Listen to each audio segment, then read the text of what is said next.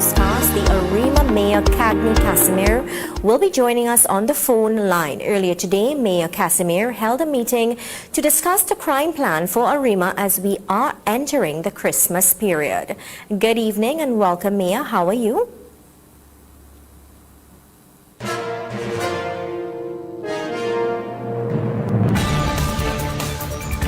And that's news on U97.5 FM, MCTV, WBHM, the Voice of Rock, and Fun Radio. Sponsored by Newsday. Every word, every line, every paragraph depicts a real moment in someone's life. A father, a sister, a mother, a brother. We at Newsday are dedicated to you, the people, and through independent, unwavering journalism, strive to always bring your stories to life. Because your stories are more than just words. Newsday, independent and credible. Okay, Rudolph, make her right. Then, hold on. Mrs. Claus sent a WhatsApp. The elves are hungry. Pick up a Royal Castle Queen bucket, a King bucket, some royal wings, a family meal, a few combos, some extra delicious coleslaw, crinkle-cut fries, potato salad, and a snack box for yourself. Oh, and don't forget that delicious honey mustard sauce. It's really lashing. Okay, Rudolph, let's get that delicious local Trini flavor. Royal Castle, here we come. Royal Castle is the local something that makes it all taste better. Happy holidays from Royal Castle.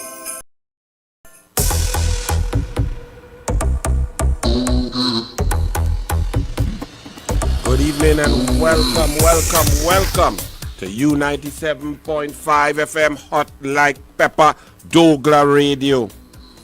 500 over 500 positive cases yesterday and another 500 positive cases today. Over 24 people dead in 11 days of November. 100 and nearly 120 people dead of COVID-19.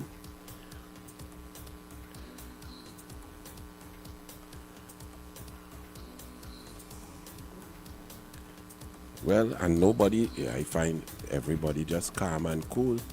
Everybody just relax. The government has lost total control. They never had any control over COVID-19.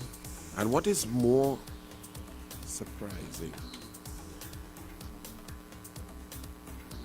the Attorney General Faris Al-Rawi yesterday was addressing the UN, a virtual meeting, United Nations, all the countries of the world present, and the Attorney General of Trinidad and Tobago.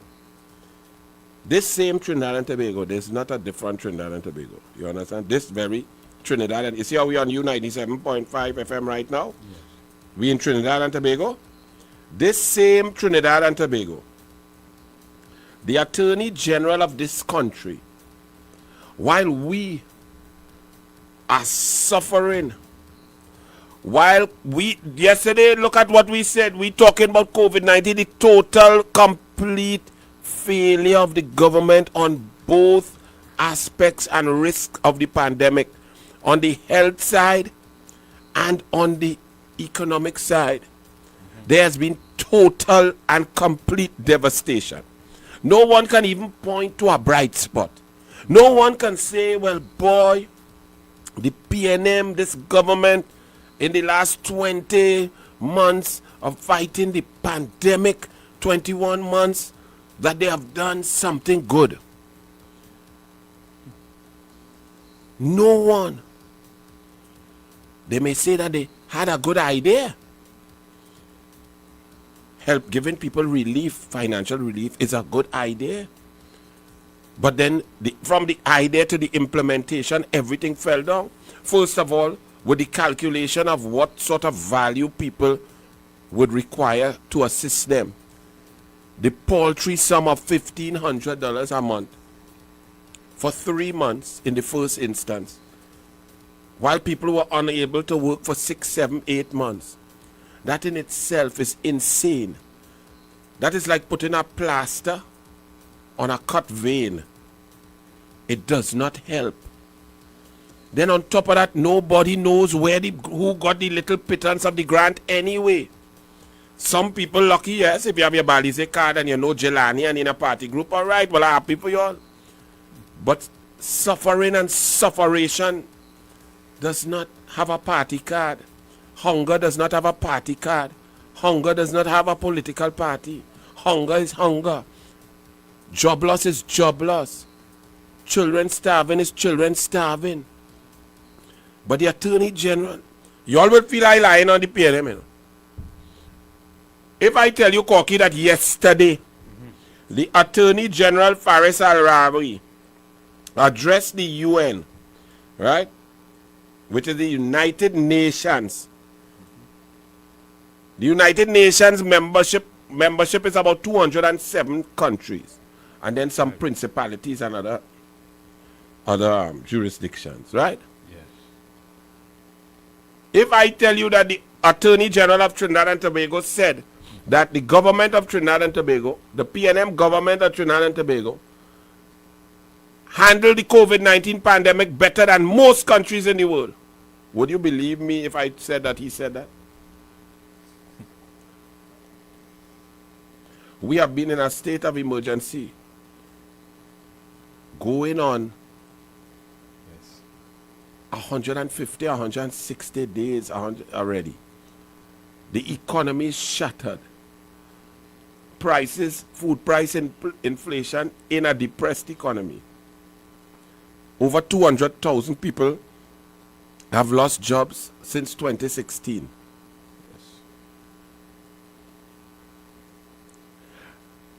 The ICU death rate in Trinidad and Tobago is the highest in the world. When you go to ICU, you might as well carry a coffin. As sad as it is to say. That is the management of the PNM. The only reason we don't hear total, complete collapse of the parallel so-called health system, which it nearly collapsed, is that so many citizens die. So every day, so yesterday 512 cases, 12 deaths. Today, Sahina go call me and give me the numbers. But I think I heard on the news just now 500 and something cases and another double-digit deaths. Most of those deaths come from the ICU. That means when somebody dead, you change the sheet and you get an open bed. If people were surviving, if the specialists were in charge, if we had a proper Minister of Health, if we had a proper head of the North Central Regional Health Authority, instead of Davlin Thomas, a man who has put on play in Queen's Hall and a concert promoter, if we had proper qualified people in charge, specialist doctors who have studied and worked for 20, 30 years and will understand the systems necessary to save our lives, our survival rate will be higher. Families start to pray and expect death once their loved ones move into the ICU. That is not good. That is not seen elsewhere in the world. That is not seen in the top countries who have dealt with COVID-19. You go to the ICU, you get ventilation, you survive. We have examples here. The owner of this radio station, the managing director, Mr. Balu, his brother went, he was 86% saturation, 86% lung capacity, 86% oxygen intake. They put him on the ventilator, and 2 hours later, he passed away from heart failure, and he had no bad heart, nothing. There was a policewoman the same time. She was 92%. And same thing.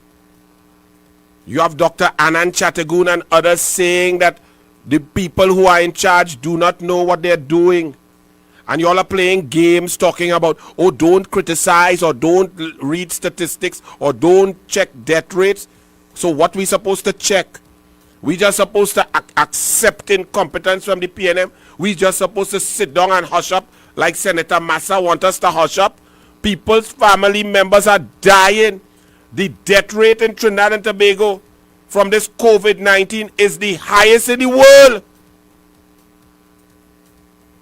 You're not understanding what I'm saying? And while all of this going on, hear this one. Attorney General Faris Al-Rawi has said Trinidad and Tobago's response to the COVID-19 pandemic is up there among the best in the world when compared with other countries. Al-Rawi expressed this opinion when he addressed the virtual 39th session of the UN's Universal Periodic Review Working Group's review of human rights in Trinidad and Tobago on Tuesday. He told delegates, for us in Trinidad and Tobago, COVID has been an extremely difficult situation, as it has been for the rest of the world. But we are very pleased to have operationalized our COVID environment by a suite of services which are targeted at individual level perspective and the societal relief perspective. He said billions of dollars have been spent in ensuring salary relief grants, access to food, access to services. We have utilized our public health regulations in conjunction with our wider civil society arrangements to ensure that we have developed a parallel healthcare system for the treatment of COVID-19 patients. This parallel healthcare system, he said, can challenge some of the most advanced democracies and has resulted in us moving to live with the virus. Tell that to the 120 people who died in November alone. They living with the virus.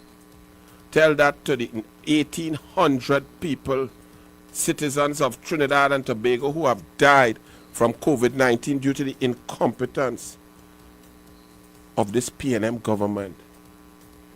But what is worse, and what makes it worse, is that in the face of total and complete incompetence, a high-ranking member of the government can say with a straight face to the entire world that they have done so well, that they are brilliant, that they are handling it the best, among the best in the world. Now, why that is frightening is the only way to solve a problem is if you accept and realize and recognize that there is a problem. So if while Al-Rawi is collecting his rental and his family is collecting his rental and he's selling Porsche without transferring it, drafting bad laws and negotiating indemnities with witnesses in a criminal proceeding, if he is happy, go lucky, and it doesn't bother him that 14 people dead today, 12 yesterday, 120 in November, and we not even 1/3 of the way through November. At this rate, November we will nearly reach 400 deaths from COVID-19. But he sees no problem. He sees brilliance. He sees acceptable genius. He sees a health sector that is working flawlessly. He sees an ICU that is saving lives. He sees an HDU that is promoting saving lives. He does not see death and devastation. So if you don't see it, how would you work to solve it? You see why it's doubly dangerous? It's not only dotish, it's dangerous. Because if a problem is beating you, you have to face the problem. You have to admit the problem, and you have to keep fighting to fight the problem. You have to keep fighting for solutions. Keith Rowley said the same thing as he launched his change. Vote for change. Vote for change. Vote for the PNM in Tobago. Ansel Dennis. I laugh about a whole day with that, you know. Ansel Dennis, PNM in charge, 18 years straight, unfettered in Tobago. He said vote for change. People at Tobago vote PNM. Look, we changed three-face day. But Keith Rowley said also that the only government that could handle the COVID-19 pandemic is the PNM under his stewardship. His stewardship that sees 1,800 people dead, that sees the ICU unit not saving lives, averaging 11 deaths per day in November. The economy is totally shattered and crashed. 44% of businesses will never open back. You have to look hard with a microscope to see anybody who get a little grant. 28 billion spent, so they say, where it gone? Because everybody hungry. In a state of emergency, crime out of whack. Murders yesterday, 2 murders today, a murder, 2 murders, just murder in a state of emergency. And the police coming to tell we that they had 46 less serious crimes to this date in 2021 than 2020. 2020 didn't have no state of emergency, all your police, PNM, lying police. We under state of emergency. When you have a state of emergency, you forget when Kamala called a state of emergency, when 50 Uzi weapons had come into this country, and there were 11 murders in Arima in a 48-hour period. And Kamala Prasad Bisesa and the People's Partnership called a state of emergency for 3 months, only 3 months. And the murder rate went down to 350 from an average of 480 or somewhere up there. All of you people out there, all the media, all the editorials, all the so-called experts, all the columns said, Kamala, you cannot take credit for that because you call a state of emergency. 3 months. We have been on a state of emergency going on 6 months. So what credit all you want to take? Credit? Leave credit for Republic Bank, RBC and Scotia Bank. Leave credit for Court, Standard and American stores, you know. All you want credit? All you really serious police? All you have no police commission and no strategy. Women getting raped, murdered all across this country. And all you come to tell me, all you going good? All you really serious in this country? Just like Al-Rawi. We are the worst. We are not. We can't even play football. They apply to play Ascension Football League with totally vaccinated players. The PNM blank them. The all over the world. Look at watch Pakistan throw away a game today against Australia. But I tell all you, and some man asked me that yesterday on the radio, Cocky. I tell you, back in Pakistan, based on flair playing, the momentum that they had. But you see Australia have a heart of a champion. Them they somehow pull out. They have certain things in sport. When you flick on the bright lights that Australia has. You see like Michael Jordan, the brighter the light, the bigger the game, the better he is play. That is what Tiger Woods, Brian Charles Lara. You leave those people alone because them you don't tell them nothing when you're going and play them. Because when you tell them things, they get vexed and beat you bad. Australia did that. Hassan dropped a catch. Hassan dropped a catch of Wade. No joke. A simple ploppy lollipop catch. You know Wade after that drop catch hit 3 consecutive 6 and win the game. Right? Pakistan was in the ascension. Had he taken that catch, Wade out, and then Cummins, a bowler would have had to come in with stoyness. That one drop catch, Pakistan get knocked out a whole World Cup because Australia don't make joke. Them just find way to win. Now I don't support them in nothing because they have 2 cheetah playing with them, Smith and Mustache Man, who try to take pick and dig up the ball in a test match. Remember that? Warner and Smith. But where do we get off in this country?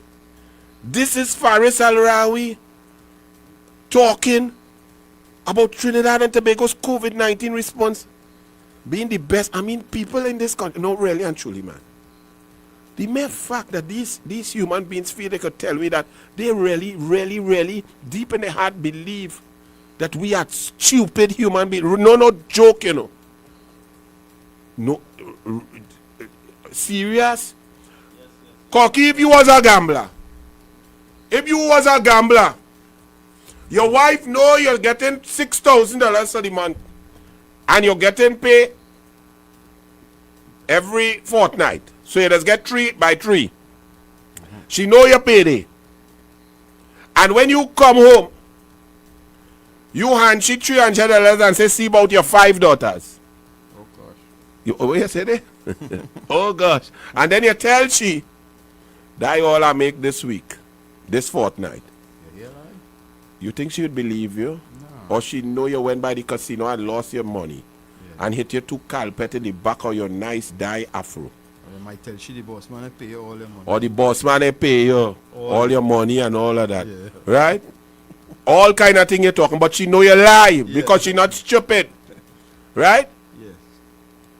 We are seeing death, devastation. We are seeing infections as high as when the state of emergency had started off. Yes.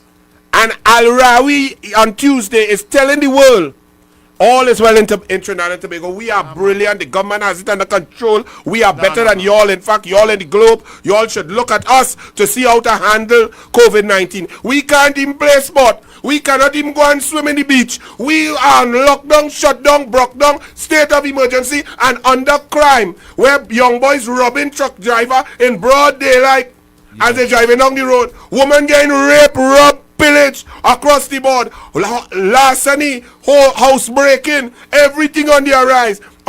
No commissioner of police. Police Service Commission collapse. Rowley come and endorse like this country is all PNM. You have a Police Service Commission that's supposed to be independent, but the PNM approve all 5 en masse on grab. That does show that they like they know what was going on. They know the nominees. How a 5 out of 5 if you're supposed to be independent? And either side supposed to have a little problem with any one candidate? In the first place, why they bring all 5 one time?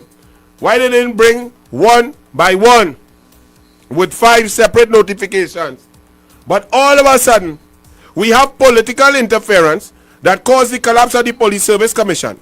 The Prime Minister lost confidence in Gary Griffith. He don't want Gary Griffith, and he didn't have the balls to go in the Parliament and put on Hansard that he have no faith in Gary Griffith. You want to know why? Because he had no statistics and no evidence that could support his nonsense. Yeah. Because in order to go in the Parliament and to make sense and record it forever, it can't be no stupidness, no vindictive, petty, immature, puerile dotishness. Because Gary Griffith corrected him. Gary Griffith corrected him a year and 2 months ago when he was talking about police could run up in people's house and arrest them. Gary Griffith said, no, do not even. He have a whole police force of 7,680 officers. He had to let the officers know, don't go and do that stupidness. Follow the law. You know that you have to get a warrant. The health regulations do not allow you to go up in people's private house and play no Babylon Boops police state thing. Yes. Rowley was embarrassed. And Rowley is vindictive, so he didn't want Gary Griffith. Okay. Right? But you think what you go come in the Parliament and say that's why he did it surreptitiously. That's why he tried to use his political influence with Bliss C. Prasad, the disgraced chairperson of the Police Service Commission, and the president, Paula May Weeks, because like Balize juice running somewhere in she veins too. So instead of using the proper process, if you use the Prime Minister, Cocky, and you don't like Gary Griffith, or Anil Roberts, or Cocky D, who apply for Commissioner of Police, there is a process for that. It's called debate in the Parliament. Right. And you control the most votes. So when Gary Griffith name come forward from a merit list, you as man supposed to stand up there in the Parliament as the Prime Minister, let the Hansard people start to type, and you say, I have no confidence and I am not supporting this nominee here, Gary Griffith. I do not like him. He did this X, Y, and Z. He does not fight crime. He does not do that. Whatever, you ought to come and make a case. That's the proper process. Well, it seems maybe he's not on our side. Well, he's a coward. He's a no stones. He go on there quietly, shoo with kuya mouth to shoo in the president ear and sneak in on the 11th and 12th of August and tell him and try to crash a list. That is a Makome man move. That is not a real man. If you have a problem with Gary Griffith, use the big bad bully prime minister, stand up in the parliament and say, hey, fire burn Gary Griffith, my people not voting for he, and end of story. Why you have to carry me through all of this? Why we had to trample the constitution? Why you had to drag the flag? Why you had to try to eliminate the list? Because the list still valid, because the list was constitutionally approved by a majority of the Police Service Commission in good standing. So whatever list was left there, it is standing. So let we see this Police Service Commission, if they come one time with PNM bias and start to talk about a new list. You see the danger? But all of this come because Rowley's a coward. He's a punk. He does only bully people if he could rough up. Right? Rowley is a Oreo double stuffed coward because there is a process for the Prime Minister to intervene. Long time it used to have a veto, which was ridiculous. But it have a kind of an effective veto in the parliament because the Prime Minister has the majority in the parliament. So any nominee that they don't like, they could just vote against that nominee. So they don't like Corky D. Yes. Then Rowley has his votes, and when Corky D come, they say no, we don't vote for he next. And they come with Boxo Potts. And they say no. And they come with Anil Roberts. And they say hell no, we don't want he gonna lock we up. Yeah. And then they come to DCP Jacobs, a man who he make sure he have he fire his two daughter and Miss Ramagalamon.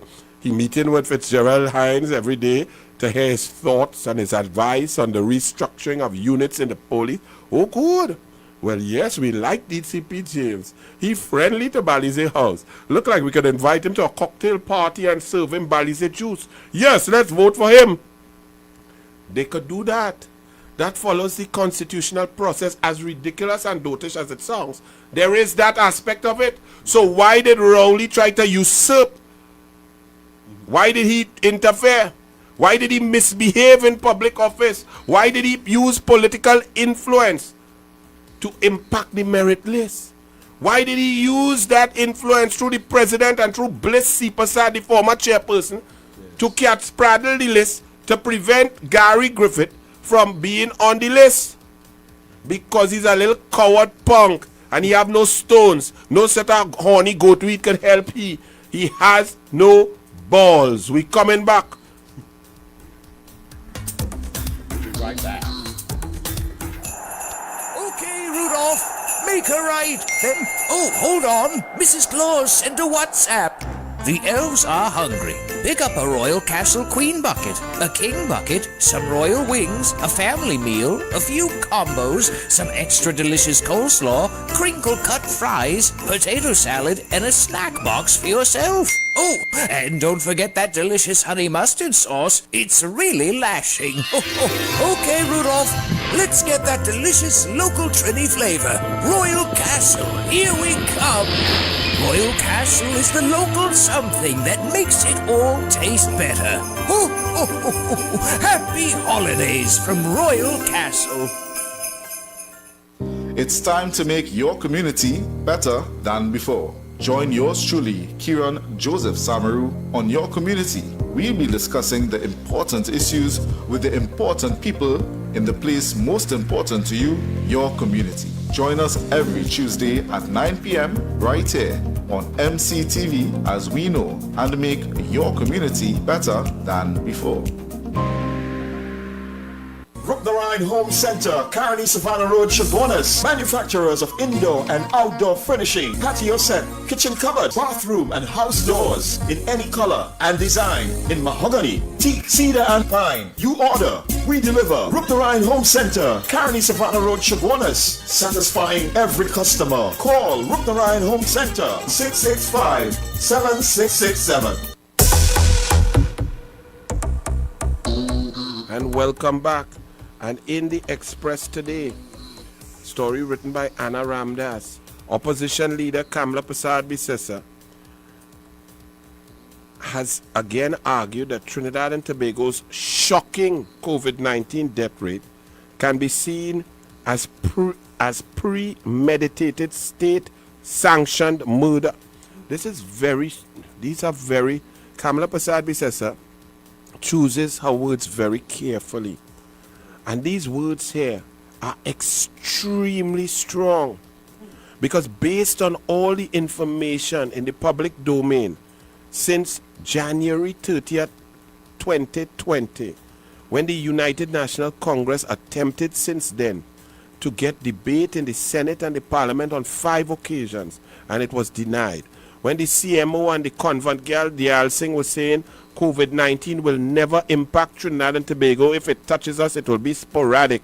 When they made every faux pas from left, right, up, down, they made mistakes with testing kits, who to test, PCR test, private testing, their ridiculous mask, no mask, make a mask with a jersey, lock down the exemption policy so citizens cannot come home.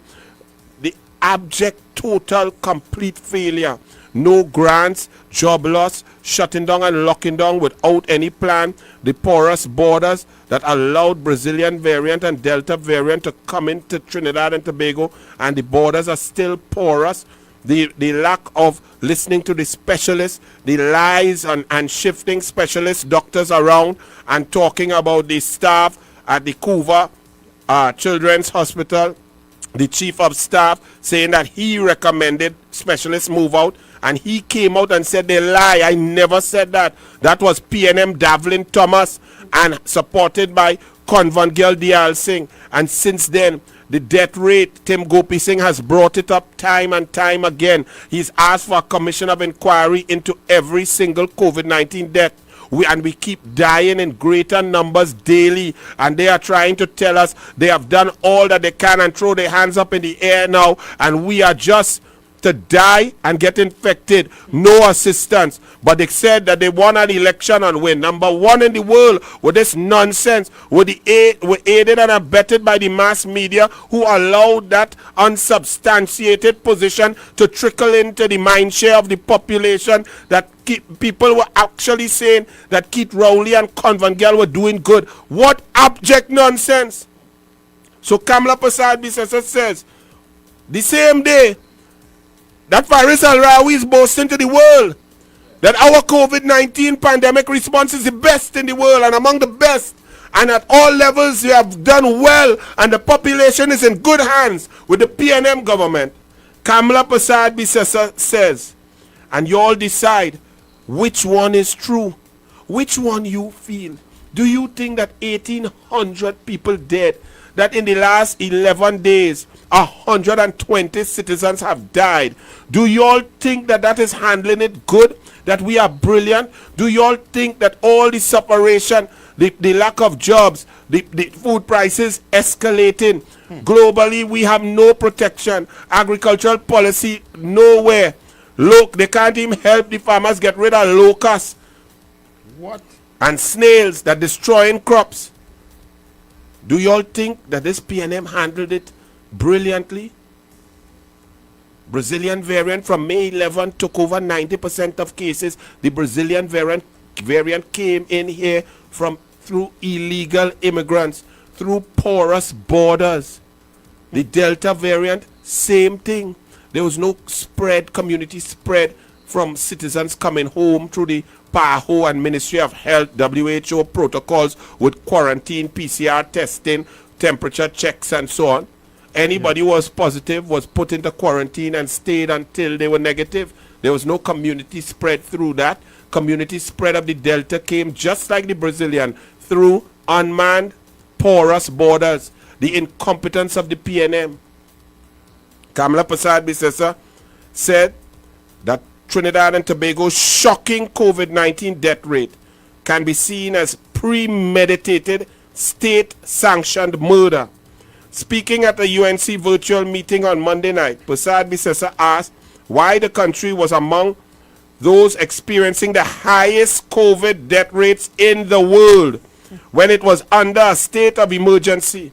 The highest COVID-19 death rates in the world, But the Attorney General of Trinidad and Tobago goes and tells the world that Trinidad and Tobago is doing better than all of them. You think they don't know? You think the rest of the world stupid? You think they can't read stats? They can't read, dead. They can't read numbers. They can't read 1,800. They can't read 120 deaths in November.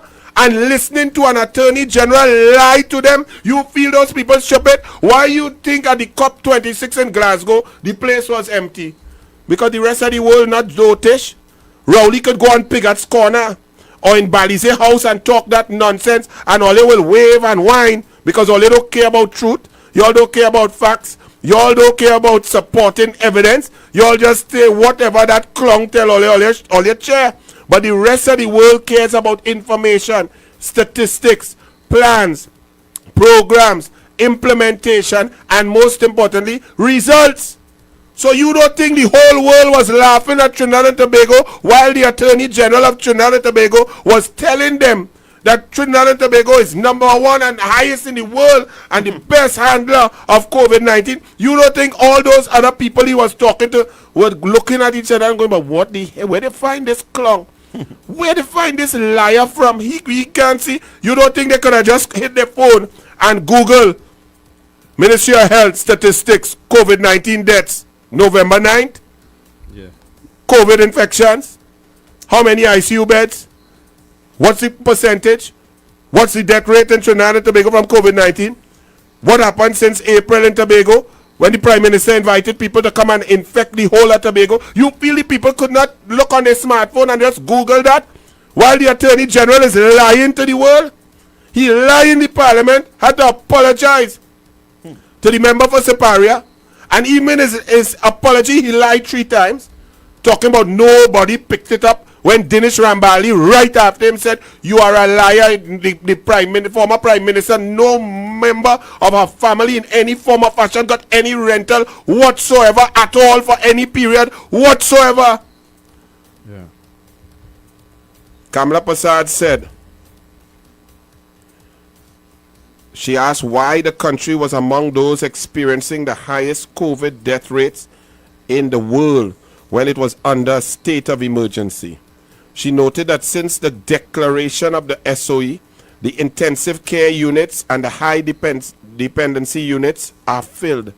She said the PNM felt it had got out of jail free card and did not have to account for this shocking death rate, which could be seen by some as state-sanctioned murder because of the incompetence, because of the lack of technical ability, because of poor management, because of not listening to those who are you're supposed to listen to. Cocky, if you, God forbid, if you get sick, you ain't want the best doctor possible who got the best marks, the highest grade, who top the class, who specialize in whatever ailing you. You don't want the best? I want the best. I want to live. You go want a dunce who scramble, who scramble through, who chunks through, who chinks through. That is what you would want to take care of you. People want the best. But the PNM have eliminated the best from the equation because the best don't comply or agree with their stupidity. The best stand by their profession, stand for truth. Yeah. So they move all those experienced specialists and we are just dying. I know they shouldn't call that an intensive care unit. They should call that Belgrove's Funeral Home. Oh gosh. Or the Hope Funeral Home from Arima. Or Batu's. That is what they should do. Put a big advertisement there anywhere they have ICU under Terence, the Alsing and the PNM. Just promote funeral home. Prasad Bisasa said she called for changes when there were around 250 deaths. You're hearing that, Cocky? Yes. When there were 250 deaths, Kamala Prasad Bisasa was saying, calling for changes, that these people should be fired. They don't know what they're doing. Get better specialists in charge to take care of our people. Yes. Now there have been 1,800 deaths.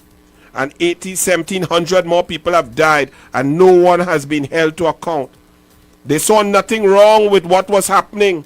They kept blaming citizens. They kept blaming Victim, said Kamala Prasad.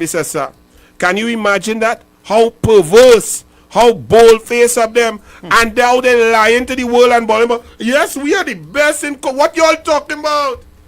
Boy. How you could be the best? They have countries operating. Look, I now get a fella in a grocery in Miami. He sent me video. Everybody in Miami, no mask, no nothing, walking around, buying thing. Yeah. We on lockdown, shut down, broke down, cannot even go by the beach, can't go by the river. Economy shattered, people dying. But they're lying. But they must believe that we are stupid. They have to. They have to believe that we are stupid. Because how you go? It don't even make sense. 218-7762. 218-7762. Y'all could call because people are suffering out there. Hello, good evening.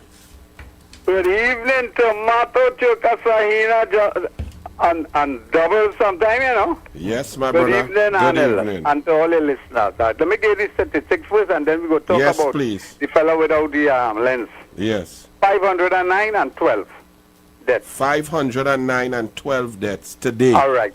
And the last 512. Right.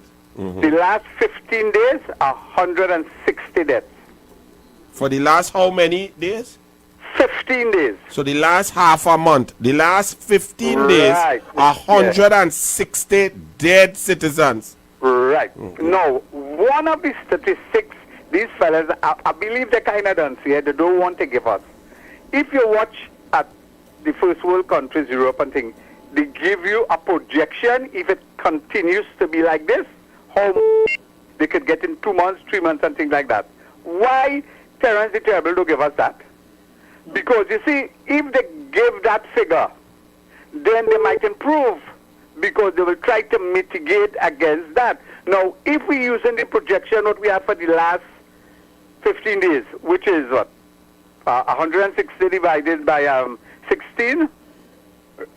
Not 16, 15 days is about 10. I don't want to drop that by 20% and get 8. 8 deaths for the next 30 plus 20, like 50. It's 400 deaths. 400 deaths will basically carry us to 18 plus 4, 2,200 by the end of the year. And we should start mitigating. They have to bring in all the experts and see how they could mitigate it. Because apparently they're playing dice with people's lives. They're rolling it and hoping that they get lucky 7. And that is bad. Well, that is the way I think about it. But you are, yes, but hold on, you are correct. But when you have, and we have seen over the last 21 months, that any specialist doctor who has spent their life in the field, who tells them that the system they're utilizing, the management system, the operation of the HDU and the ICU is incorrect and so on, they are removed and transferred out. And we are listening to doctors who are not specialists. Dr. Avery Hines is not no super specialist. Dr. Abdul Richards, none of them. They are junior doctors. It comes back to one side here. You see, when you are aloof and you have a big ego, you feel you are the brightest thing. You feel you are the best. And you cannot work with people who are more intelligent like you. It's like trying to get a manager who has, for example, he have an MBA, but if he has PhD working for him, he has to understand those people than him, take the lead from them, and make the managerial decisions. You understand? You have to have a sense of that, and these fellas don't have it. Now, the other thing that this government has done, and everything they have done, they have created an emergency, a crisis. Who benefits from it? Who benefiting for my projection for 2,200 deaths by the end of the year? Who benefit? Somebody benefit, and I suspect could be one of their friends, family, financiers. Somebody benefiting from it. Some benefiting for people who have to go into not using the public health sector and going to private health sector. We know they get certain people exemption to bring in medical equipment. Those are the way these people, they're playing with our lives. Have a good evening. Thank you. 218-7762. Good evening. Hello. Hello, good afternoon, Anil Robert. Good afternoon. Good evening. Good evening. And to your co-host, Anil, let me tell you something, but I listen to you a lot. And I just go wrong a lot of talk show programs. You know, there's nobody refusing and denying what you all are saying. You're not even putting up an argument. I want to say to Trinidad and Tobago. You see what you all are allowing in this country and playing deaf. And I hear you reading out something to the Attorney General. Whereas on these things, Madam President, I wonder if you live in the same country with Robert and the opposition, because I want to tell you something. Opposition, any country must be heard. And the opposition is making certain statements in this country right now, not even you all best activity with PNM is testing it. They are not testing it. All they are doing is trying to create bacchanal and confusion and causing and calling one's name and all these kind of different things. Tobago, good afternoon to the people in Tobago. You have an opportunity to save this country, and I hope you allow me to make this country. Of course. No, Tobago, Haiti, Jamaica, Guyana, and other African continents that collapse because of politicians. A support such as these kind of support was given to those politicians. Those politicians, when they get that kind of blind support, they are going to continue living their life as normal, and citizens' life is going to change. The opposition, you must listen to the opposition and put your words to test, Madam President. Madam President, the young people different a long time. They just talk politics and the block two, then you talk to the politics. If the old one in the ball and they want to talk politics, the young people smart, because let me tell you something. I just stop on a lot of community blocks and the corridor. People want to know what is going on, not because you all made the social media hard to get by data. Be careful. The table is going to turn up today, but you have that table to save this country. I'm going to close by saying this. Haiti did not wake up one morning and start to eat dirt biscuits by shops. It was blind loyalty to politicians and friends and supporters. Good afternoon. God bless. Well said. Tobago is a very serious thing. In a little while, I'm going to read out some very disturbing news for you all. Trinidad and Tobago elections have consequences. Right now, we're in the throes of a dictator who is controlling everything from the president come down. We'll see another attempt. Hello, good evening. Hello, good night, Anil. Good evening. Good night, Koki B and the listeners. Good night. Well, it's getting some hard slap because Tobago main revenues come through tourism, the beaches, the rivers, and all they could have attained value for money. It's locked down, and they have. Don't worry, they have a wonderful tourism minister. His eyes is vibrant and sexy and very attractive, so he might be able to attract tourism. But another thing, one more thing, Anil, is that with the potholes in the road, God help those who help themselves. You see, tar may be effective or pitch, but if every vehicle in the country put a bucket material gravel, solid gravel in the vehicle with a quarter gallon of evil stick, and they throw it, they make sure the whole dry, and the evil stick, every layer, they put the evil stick. They go last year, they go say, have a good evening. You go and enjoy your dinner. All right. I go walk at all. you study it. Oh, Lord. Let me just tell you all. One more call. Good evening. Hello. Aye. And check out fresh. Good evening. Hello. Hello. Good evening. Yes, hello. Yes. I hope you would have that last report you just made documented and published in all the newspapers so that people who did not have the opportunity to hear it could have a written report of it, because it was very comprehensive.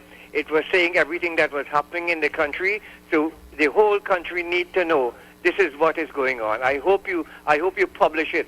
Yes. Please. Well, I will try. I just did that off the top of my head, but I will put it down in writing and publish it for you to Okay. remind people of what has taken place Yes. from since January 29, 2020. Yes, excellent. That need to be documented. I Thank will you do very that. much, Anil. Thank you, sir. God Right. bless. All right. Well, I get my father brain from Tobago, so I remember these things offhand, right? But as you could see, me, I reading nothing, but everything is absolutely factual. Yes, yes. Check out Fresh Street Market TT. Number 3, Andrew Lane, Dabidic, on the way up to Mausica. As you pass Price Mart, on the left you see Royal Castle and Fresh Street, the best kept secret in the east. Check them out for your fresh groceries, your fresh vegetables every morning. Fresh Street Market. Hello, good evening. Good evening, Anil, Good evening. and Mr. Corky, and Yes, to good evening. everybody out there. Anil, your mantra is our mantra. Election have consequences. When we were warning the people, don't fear COVID, fear the PNM. They were too scared. You understand? UNC people were too scared to go out and vote. But PNM people went out though. You understand? They went out there and they make sure they mask up and everything, and they went out there and they voted. Right? Look at today. Right? 2 bananas, some race talk, and number 1 in the world have us where we are today. And you know, so many people dying every day, Anil, and they are saying have no shame, like the president. Have no shame. They refuse to leave office. And they're not taking responsibility for what it is going on in this space. And I don't know when we're going to see the end of it. All we could do is to bruise our knees, get down in front, and and pray that they leave. Because that's the only thing we have left, Anil. You understand? Nothing else. I don't know what it is going on in this But country. I want you to explain to me, because you are a passionate, patriotic citizen. Explain to me, how is it that in the face of pure evidence, statistics, information, that our citizens are feeling and touching the total chaos, calamity, death and destruction of this COVID-19 pandemic on Trinidad and Tobago over the last 21, 22 months? How can an attorney general and how can a prime minister in the same 2 days tell people on microphone that will be recorded on camera, on radio, that Trinidad and Tobago is doing well under the PNM in COVID-19? Is it? I don't understand how they could say that and expect people to believe it. Because, Anil, they were lying to the people. And they were not speaking to us, you know, Anil. They were not speaking to us who know, you know. They were speaking to the left foot, right foot, Balize posse. Those are the ones that they were But then speaking I have another question for you. How is it that loyalty, affinity, belief and love for a political party could be more important than your family member life? Because COVID-19 not killing UNC alone. COVID-19 killing everybody. So how? I don't understand. Help me understand. Anil, let me tell you something. It's all about race as well. You want to tell me that they are not feeling the consequences of this in the grocery? Everywhere you go, you're feeling it, right? And they're not complaining. They're not complaining on the PNM. They love party more than country. That is what's going on with them. You understand? They don't care. They're seeing the deaths. They're hearing the deaths. And yet still they're not making up their mind. Let us do something about it. And when we talk now, we are getting cussed. But you know what? My back brother, let them cuss. I don't care. I am going to stand up and say the right thing. Have a good evening, Anil. Have a good evening. 218-7762. If you all could explain that to me. Because politics is very important. And those who say don't bring politics in Trinidad and Tobago with our constitution and our system and a prime minister that controls the entire treasury, picks the entire cabinet.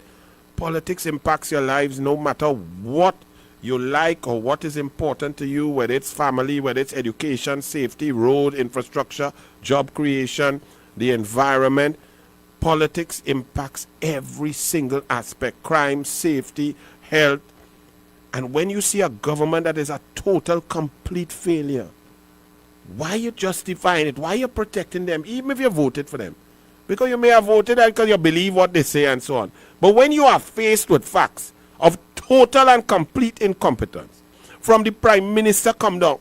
The Prime Minister, Keith Rowley, is the worst Prime Minister in the history of Trinidad and Tobago. Dr. Williams at least had about 7 years where he tried to do something. Keith Rowley is worse. You all say George Chambers was a dunce. George Chambers a brilliant, bright man compared to Rowley. Hello? Good afternoon. Good evening. Good evening. Lockdown from New York. How are you? Good evening, New York. Thank you very much, Mr. Anil. I hope you what a good show. I started looking on to your show very recently. Mr. Anil, let me tell you something. You see that gentleman they call Mr. DouglAR Singh? Mm-hmm. He was my classmate in Korea Presbyterian School. And this is no joke, eh? You see when I talk about left foot, right foot, when we used to play cricket and football in the savannah behind Korea Presbyterian School, me and Don Perry, well, I don't know if you know him, but he, whatever he was, he was a double goal Perry brother. All of us was in the same class. When you had to kick a ball by left foot, right foot, Mr. DouglAR Singh, this is serious, you know. This man, when he kick a football by his foot, he didn't know which foot to kick the ball with. I'm serious. I'm not lying to you. Listen, man. No, but hold on.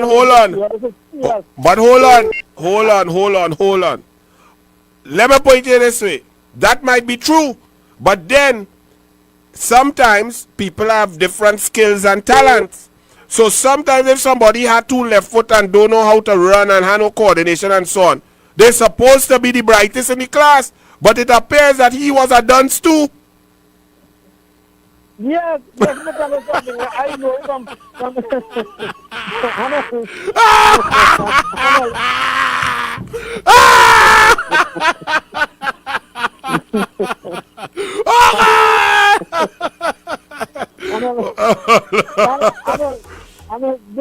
this man, he is joke dopage, you know. He double dopage, you know. Boy, yes, you know. I agree with you. Let me tell you something. In the class, in our class, with Miss Anil Subil daughter and all of us, you know what I'm talking about, if you listen to the program. He listening. They all sing your dance. Yeah, he listening. Yeah, and this guy, let me tell you something, eh? He was always an aloft fella. When me and the rest of children in the class, then we little roti, and we little fry plantain and aloo and roti and things, this man used to watch down at me, boy, and laugh at me and things. I mean, that was the character of the man from ever since I know the man, boy. You understand? And I want to talk to you one day, mano. And let me hear if you could give me dinner. Well, that cannot happen. That cannot happen, my brother. How you go talk to a clong mano? You could talk to him mano clongo.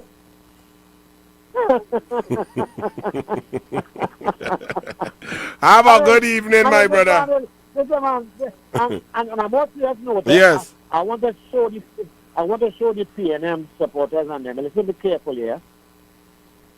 Under the PNM regime right now, let me tell you something. This is my opinion and this is my statement and this is what I know for a fact. You see Labantil Hill, you see Philip, and you see Bita thing. Eventually, all that will belong to the 1%. Mark my words. Trust me. I don't tell them that already. I will bring that back up and let you all know the full information sometime next week. But you are correct. Have a great evening and stay. You lucky you in New York. Yes, God bless you. We suffering down here. Later. God bless. Now remember, check out Waves Restaurant. Dinner on the beach in Tobago, Black Rock, Tobago at Grafton Beach. Just check them out below the Grand Cooler. If you're fully vaccinated, you could call and make your dinner appointments, romance or your lunch. When you're talking about dinner, lobster bisque, spicy Caribbean pickled seafood, Caesar salad, Caribbean garden salads. And these prices are fantastic prices. Those appetizers, $60, $90, $65. Some high five-star restaurants that you go to in Trinidad, you know, those will be $150, $130. So great prices. And then they have the catch of the day, fish, papillote, and grilled Atlantic salmon, Caribbean grilled lobster, Caribbean lobster termite. What? I want to go. I feel I better go to Tobago, boy. Yes. But there's so much P&M red right now. Me, I really want to go there. I just get rushed when I see P&M red. So check out Waves Restaurant and Bar, Black Rock Road. We're coming right back. And when we come back, let me tell you something. I am asking you all a question, Trinidad and Tobago. Politics is good. Politics is exciting. It is. Politics brings great debate and great skills. Politics allows people to have the potential to impact the lives of their brothers and sisters. So don't scorn politics. Politics, while many politicians have done nonsense, all right, but politics can impact the lives and the future generations. So we need to activate, we need to engage in discussion, reading, vetting. The mere fact that P&M could get any votes at all and they only put a manifesto 9 days before an election, we need to be smarter than that. Because that's why they think that we're so stupid. That's why in the face of death and destruction and COVID-19 collapse and calamity and the pandemic being mismanaged on every aspect, they could stand up and say they are doing a great job. Because they don't believe that we check, that we read, that we look at statistics, that we look at black and white. You have to do that for yourself. Anything I tell, only double check, triple check. But who is going to stand up for Trinidad and Tobago? Keith Christopher Rowley is the worst prime minister in the history of Trinidad and Tobago. He wanted to become prime minister because he saw the awesome power and control that a prime minister had. The power to spend, to determine who could spend, to determine who is on boards, to control your money. He saw that since he was a senator in 1987. When he became a minister in 1991, he saw it and he coveted that job that Patrick Manning had. He couldn't wait. He had now come out. Patrick Manning now win. He wanted to be leader since 1995 because he wanted control. He wanted total control. He wanted to procure without procurement. He wanted to be in a position to put his friends to control all your money, to put Noel Garcia in charge of $4 billion a year of your money. Noel Garcia, his friend from Las Alturas, who has an indictment against him in a commission of inquiry, a conclusion and recommendations against him, against his decision making and wastage of taxpayers' money in Las Alturas. Rowley puts Noel Garcia in charge of all of your money. One man.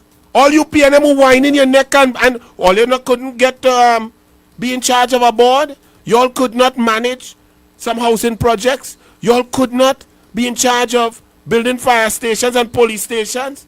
You all could not be in charge of refurbishing old buildings. Rowley find one man and puts him in charge of your money to spend. Build airport. 1.2 billion. Build hospital central block in Port of Spain. 1.2 billion. Build every single police station in the country. Every community center. Build sports stadium across the country. Build the Prime Minister residence in Tobago. Refurbish Red House. Refurbish President's House. 110 million. 442 million. Build health centers. And build every HDC house across Trinidad and Tobago. That's one man, Noel Garcia, and you all find that's correct. That's corporate governance. When somebody want to thief, you must remove the more eyes, ears, noses, spirits, and hearts and brains that could see the money, the harder it is to thief. That's why you must have a long chain of people checking, double checking, triple checking, vetting, doing this, filling out forms, checking. tender documents, tender committee, board, full approval of the board, cabinet note, F&GP, cabinet ministers. The more eyes on people money, the safer the people money. Because it's easier to get a whistleblower in between. If you have 20 people watching the money, you might have 2 good people. And 2 good people is all it takes to protect your money. Yeah. But when it's a one man and one man alone spending all your money, ain't it easier to thief and them want to call people thief? But who is going to stand up to the dictator? Rowley coveted that position. He did what he had to do. He sleep with the devil. He put Obi on Manning to get it. He lie on Kamala with Emailgate. He coveted that position and y'all gave it to him. The media gave it to him with lie upon lie upon lie. And now that he has it and he renew it with the COVID lie, he has taken control of all independent institutions. There's not even debate in the House. Debate is thwarted. They have nothing called independent. There are independent PNM senators all around. There's no independent police service commission. They are appointing police service commissioners or GRAP, and he agreed with all, like he gave the list himself. He interfered. Now there's a police accountant who is firing people, restructuring police, putting police, removing people on the advice and thoughts of the sitting Minister of National Security. The EBC has taken instructions from Keith Rowley. But who is going to stand up? You all have heard me say time and time again, the one place that we could kind of hope that is holding on to some sort of independence in this country, the one institution that we could look to and say, boy, no matter if it's African, Indian, Syrian, Chinese, mix up, DouglAR, man, woman, Christian, Hindu, Muslim, Shouter Baptist, Orisha, Jarastafari, wherever you come from, at least we feel it might move slow, but you could go to the judiciary and get fairness, get independence, make your argument and get a ruling based on law without political interference. You all have heard me say that, have you not? Yes, sir. Have you not heard me say that? Well, I am worried. I am worried today about the judiciary. I am worried today about the judiciary. And when we come back, Cocky, yes, I will tell you all why. I'm going to read something very worrying for you. I am very worried. And I want you all to remember that I, Anil Roberts, have been the one saying, well, boy, the judiciary, the judges, the system, it might be slow, but at least we could go there and get some fairness, some equity, some parity. We could get some fact-finding and get judgments that are impartial. Well, I tell you today that I am now a little bit worried about the judiciary. When we come back, you will find out why.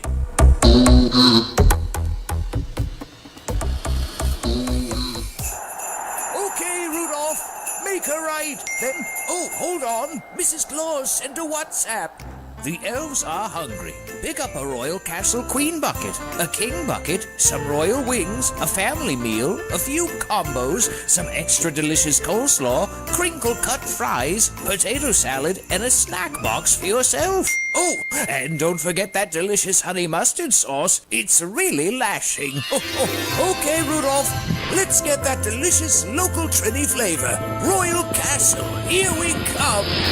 Royal Castle is the local something that makes it all taste better. Happy holidays from Royal Castle. Coming soon on MCTV, the local Palooza show and countdown. Hosted by TNT's rock ambassador, Bees High Five, the metal merchant. See and hear all your favorite local rock bands. Keep it rock alive. Rhythms Communications Network. Local Palooza show and countdown. Coming soon on MCTV, the local Palooza show and countdown. Hi, this is Michael Ruplal, attorney at law. I'm inviting you to join me every Thursday at 5 p.m. on MCTV for the Social Contract.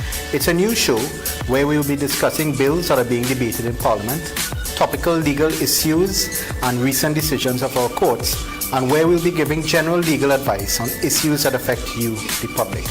I encourage all of you to continue looking at MCTV, bringing you back to where you belong.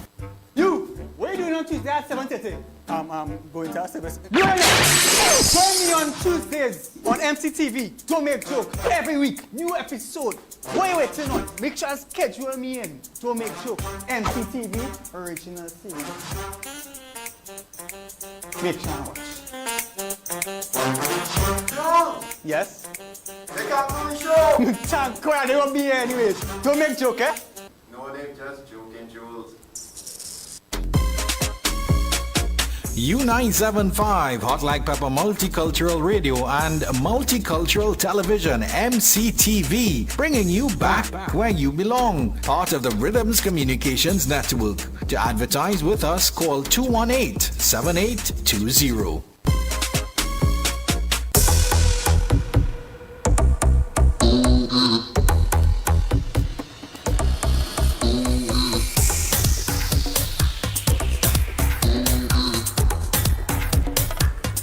Well, it's a very sad day, it appears, in Trinidad and Tobago,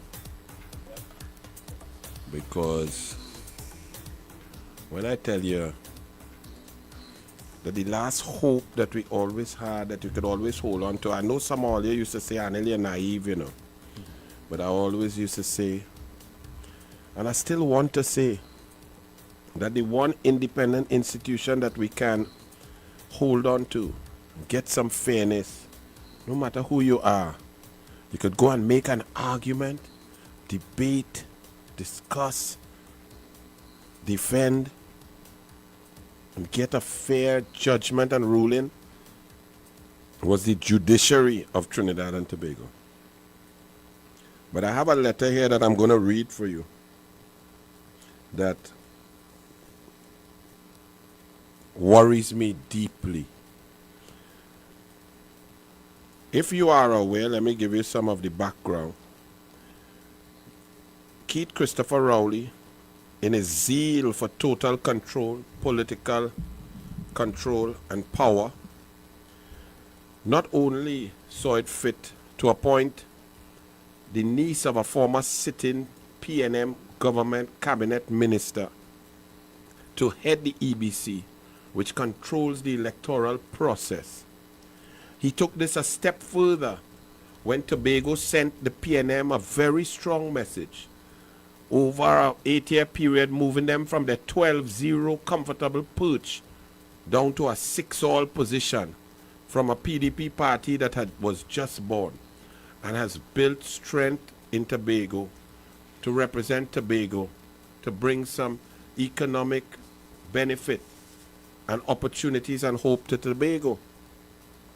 Keith Rowley, after getting over his initial shock at the devastating defeat that ended up 6-all, yes, defeat, because he was in a 10-2 position of strength. And after the election in January in Tobago, the THA, he dropped from 10-2 to 6-all. That is what you call cut tail. But that, he could not take that. And he's not about fighting fairly, performing, improving your lives, putting policies in place that will make sure that he wins a landslide victory. He's not of that. He's a scumbucket of low character. He plays golf and he sucks at it. He's what you call a carpetbagger also. Anybody who knows him and played with him would know that. Keith Rowley is a man of low character.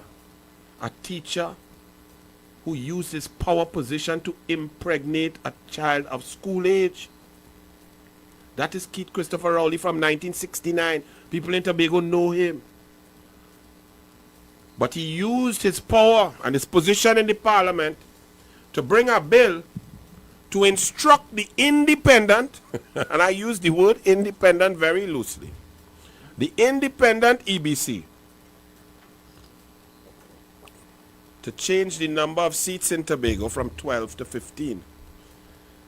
Kamla Prasad Bisesa, Jerlene John, Wade Mark, the entire UNC, Rudal Munilal, Dave Tanku, David Lee, Saddam Hussein, Jayanti Lakshmidiyal, Damian Lyda, everybody stood up and said this is nonsense. The EBC is independent.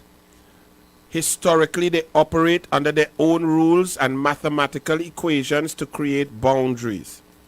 The EBC is not to take instructions based on the Constitution from any political executive or political directorate. They are to do their job, make their reports, and then assess and make changes according to their policy. They are not to take instructions from any government or any prime minister. But Rowley didn't care. He knew that he had the niece of a sitting PNM minister there. And he went into Parliament, brought a so-called bill. He studied nothing about Tobago and self-governance. All he studied is he want 3 more seats, and he want them from where he want them. And he instructed the EBC to make it 15 seats. The EBC followed his instruction like a good pet, a brilliant, well-trained puppy dog. And they followed the instruction and created 15 seats. And 3 of the seats are all carved out in favor from PNM areas of the PNM. Well, a lady, Miss Mackenzie, was not accepting that. She decided to challenge it in the court. And that case, or when they, on the case allocation, came up before Justice Carol Gobin. And she was moving ahead swiftly because obviously there's an election coming up. So anyone who would understand that this is very important and urgent matter. So the judge listened to all the sides that were there, allowed the Attorney General jumped into the case also, the EBC, and this Mackenzie, the Mackenzie lady citizen had her attorneys, and they all agreed to move this thing expeditiously, to move on tight timelines, to get a ruling so that we could move forward with some sort of clarity. Unfortunately, the judge had some pre-planned vacation, whatever her personal time, that was very critical and important. And she alerted and made timelines. All parties agreed. So when she went on to her holiday, the registrar or the judiciary appointed an emergency judge for any issues and so on, just to monitor and manage what had been decided. This emergency judge has come on and made some startling, shocking, precedent-making moves. And a letter from the attorneys of Miss Mackenzie has come out today. And I'm just going to read it for y'all. And y'all listen carefully. It may take long. I'm going to read the lawyer's letter from Miss Mackenzie. And it's going to lay down all that happened. And I want you to listen and see if we are in a democracy or if our country has gone to the dark side totally and completely. And before I read this, I remind you all that I have always been one who has stood steadfastly in support of the judiciary, that one thing, no matter how much political interference you could have anywhere, Police Service Commission, police, EBC, the Parliament, the Senate, wherever, the mass media, the one place that a citizen could get to the truth and get justice without political interference was the judiciary. Some people buff me and say, Anil, you're naive. I say, well, boy, I have to hold on to something, because at least the judiciary could save Trinidad and Tobago from total, complete darkness, dictatorship, oppression, and calamity, constitutional crisis and collapse. But today I tell you that reading this letter, I am worried. So let me read the letter. It's a letter written to the Judicial Support Officer under the letterhead of Ria Khan, the attorney for June Jack Mackenzie versus the EBC. Okay? A brief history of the matter begins. 1. On or around 15th October 2021, the intended claimant filed her application for leave to apply for the judicial review with a supporting affidavit. 2. On October 18, 2021, the Honorable Madam Justice Gobin convened an ex parte hearing, and after hearing brief submissions, ordered, among other things, that the application for leave, together with the substantial claim for judicial review against the intended defendant, be dealt with as a rolled up hearing. What does that mean?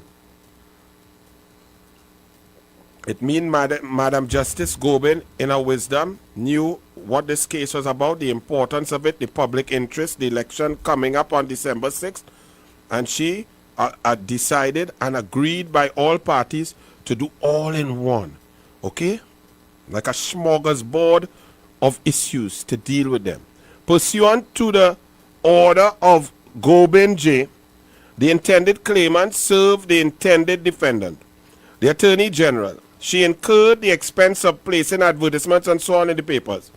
On the returnable date, the 25th of October 2021, all parties, including the Attorney General, attended before Madam Justice Gobin, wherein it was agreed that due to the circumstances surrounding the intended claimant's application, it ought to be dealt with a degree of alacrity. There were no objections to the order for a rolled up hearing, and all parties agreed to the following directions. The Attorney General is joined in the interested party with no objection from the claimant and her attorneys. No objection to the Attorney General joining.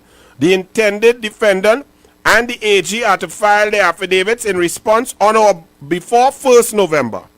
The claimant is to file and serve written submissions on or before 3rd of November. Now, if you're noticing, these are very tight deadlines. So, when a claimant and the attorneys agree to do that in 8 days to provide written submissions, that is a lot of work. That is highly commendable. But they understood that the Justice Gobin understood that this matter needed to be heard and a judgment needed to happen in the public interest. At the said hearing on the 25th October 2021, counsel for the AG informed the court that there may have been a preliminary application filed on behalf of the Attorney General, but did not advise what was the nature or basis of the proposed preliminary application. Notwithstanding, it was agreed between the parties that same could be subsumed under the submissions filed by the parties under the rolled up. Right? So the Attorney General just joined. The lawyers had no problem with that. They want to get to the truth and so on. The Attorney General say, well, they filed a motion and then everybody agreed. No problem. That will be subsumed. All of the issues could be dealt with en masse one time. Rolled up, right?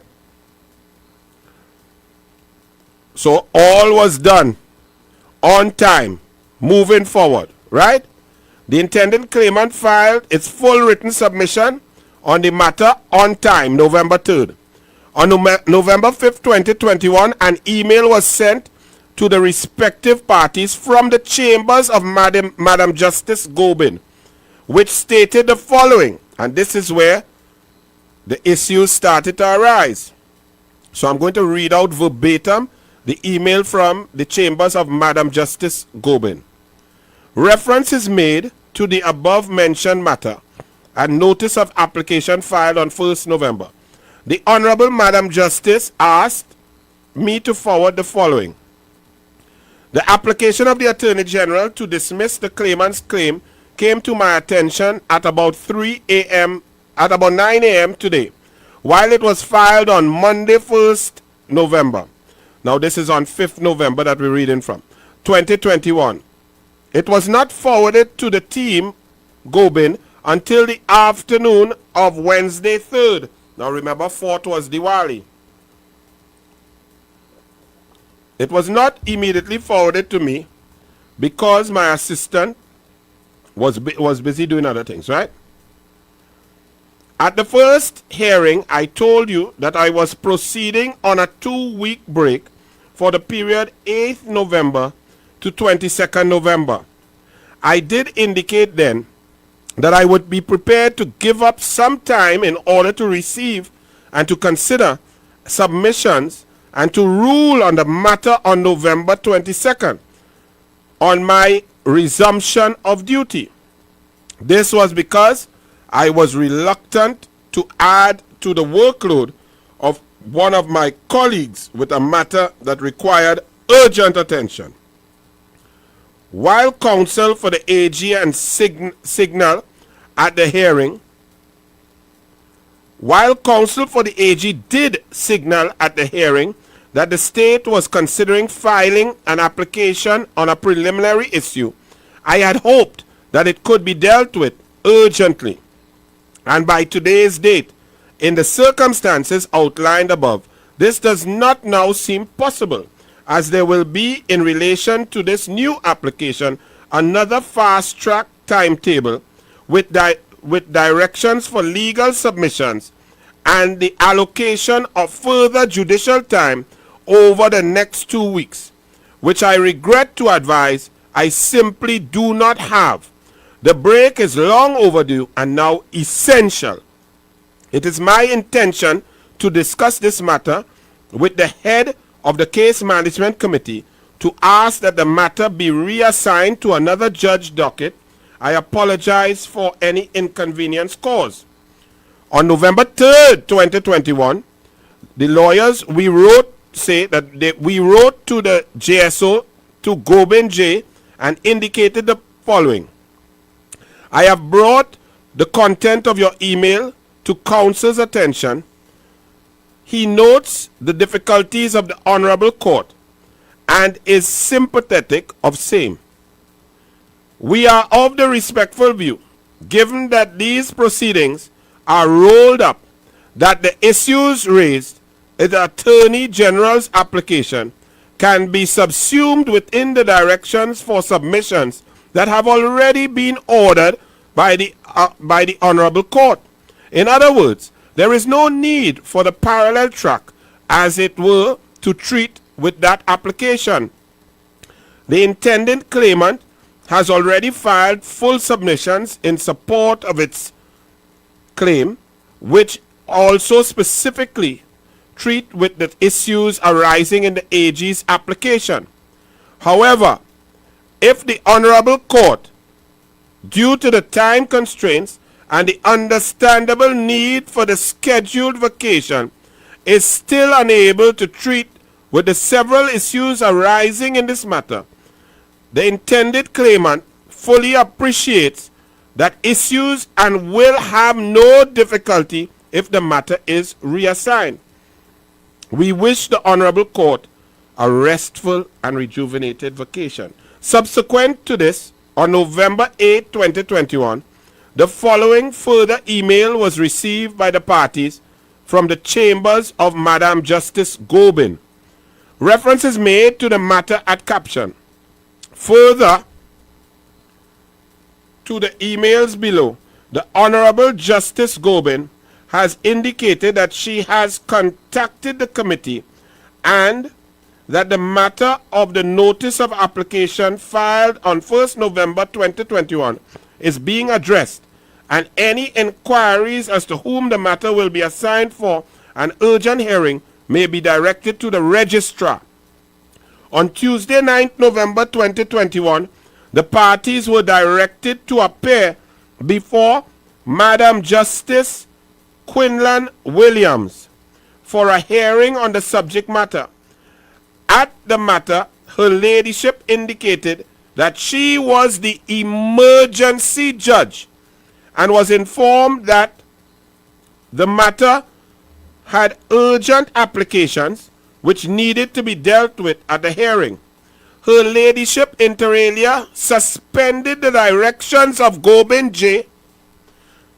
Let me read that again. Her ladyship inter alia, suspended the directions of Gobin J., the substantive judge in the matter, and sought to implement her own deadlines after parties had complied with the majority of the directions, and all that was needed to be completed was the filing and exchange of submissions.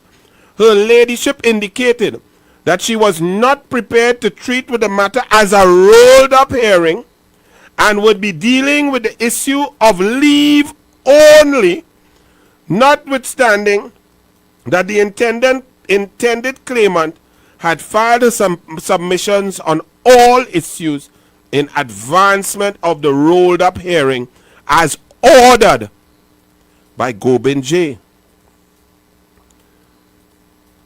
The intended claimant was absent from this hearing on the 3rd November,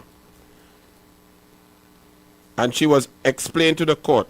She was being updated of the new directions of Justice Quinlan Williams.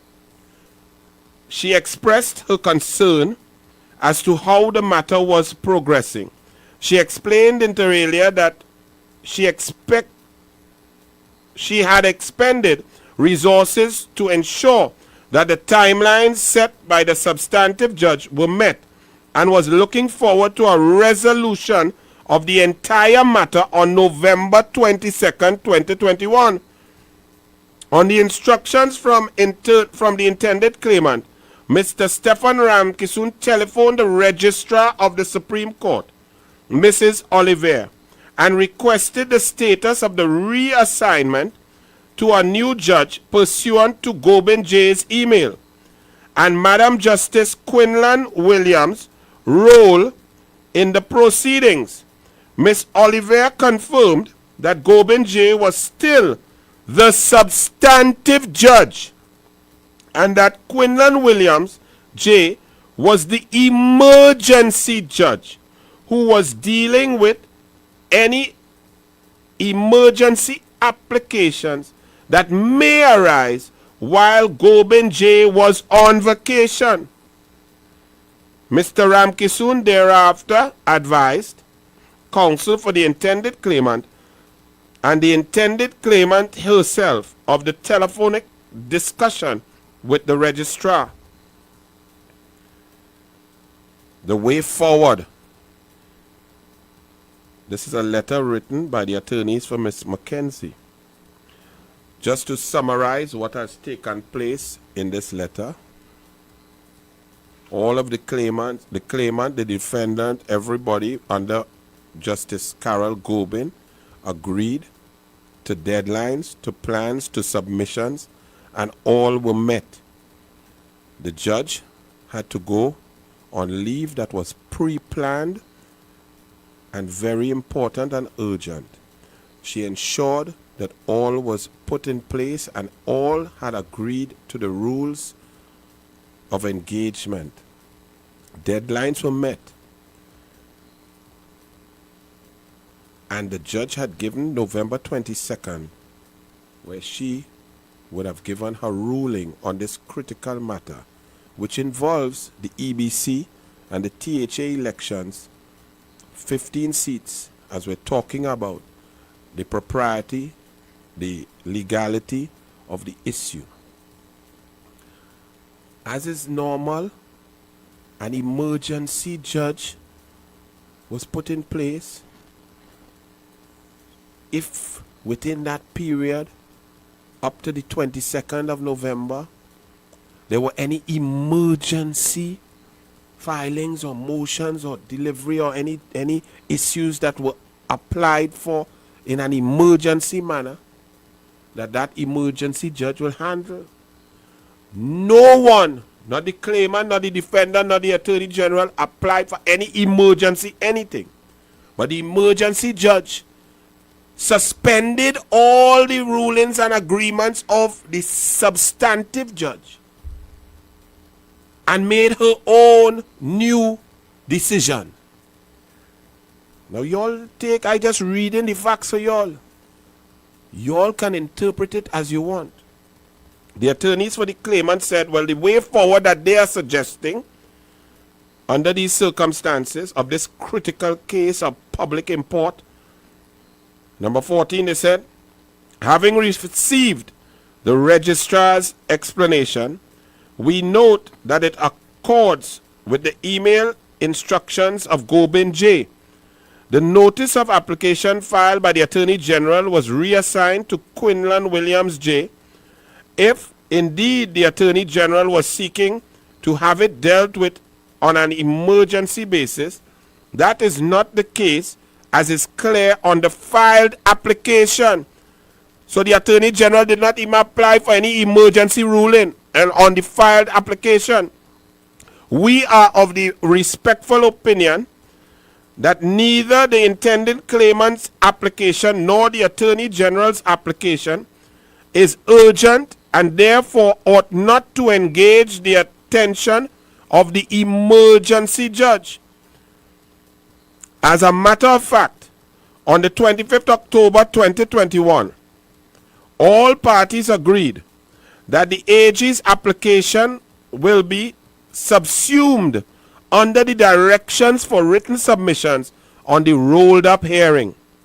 The AG's application and the issues which arose from same have already been addressed by the intended claimant's written submission filed on the 3rd November 2021 and respectfully ought not to be dealt with by the emergency judge. The intended claimant is deeply concerned over the turn of events, as there is simply no basis for overturning the case management directions of Gobin J. To date, no party has requested an emergency hearing of the matter and or any application and or any issues arising out of these proceedings. And I hope that the Honorable Chief Justice is listening. Because as I have told you all, the one institution that I, Anil Roberts, still have confidence in, that anybody, Corky D, myself, Rowley, Al-Rawi, Small Pin, Jolene John, Kamla, that anybody who wants to seek redress, to make a case, will be afforded the opportunity so to do and get an impartial judgment is the judiciary. I have said that ad nauseum. You all know that is my position. I come out of the womb of an attorney and I was put in there by an attorney. And I shared there with two other boys who are attorneys. And my son who come from my loins from there is in Hugh Wooden Law School right now. And my sister is a noted attorney, young specialist attorney. He's a bush lawyer. But do you all understand the respect? So when I'm reading this and taking my time, you know it is painful. It is paining me to read what I'm reading here. And I hope that someone in authority, the Honorable Chief Justice, brilliant Ivor Archie, will hear what I'm reading, hear the pain in my voice, the pain for my red, white, and black, the pain for my country, and intervene. I hope so. I pray for that. If you all can't hear it in my voice, well, I don't know what to tell you. This is very scary. This is frightening. We continue. The lawyers for the claimant Mackenzie continued. We are of the respectful view that Quinlan Williams J., who is assigned as the emergency judge, only has jurisdiction to deal with the issues in this case if a party requested that an issue be dealt with in an emergency basis. This has not occurred. This has not occurred. So why am I even having to read this letter? Whilst the intended claimant has sought no interim orders and or orders which would effectively stop the THA elections on the 6th of December, it is patently clear that an expeditious hearing of all the issues in the round and a determination at first instance can only be achieved by way of the rolled up hearing. This is precisely what is contemplated in a rolled up hearing, that the merits of the case, preservation of points on delay, etc., are managed to a rapid completion. The rolled up hearing directions already given and complied with is tethered to effectiveness, one of the foundational ethical underpinnings of the role of the court, already exercised by the substantive hearing judge, Gobind J. Due respect and regard must be paid to all previous judicial rulings and directions given by the substantive hearing judge.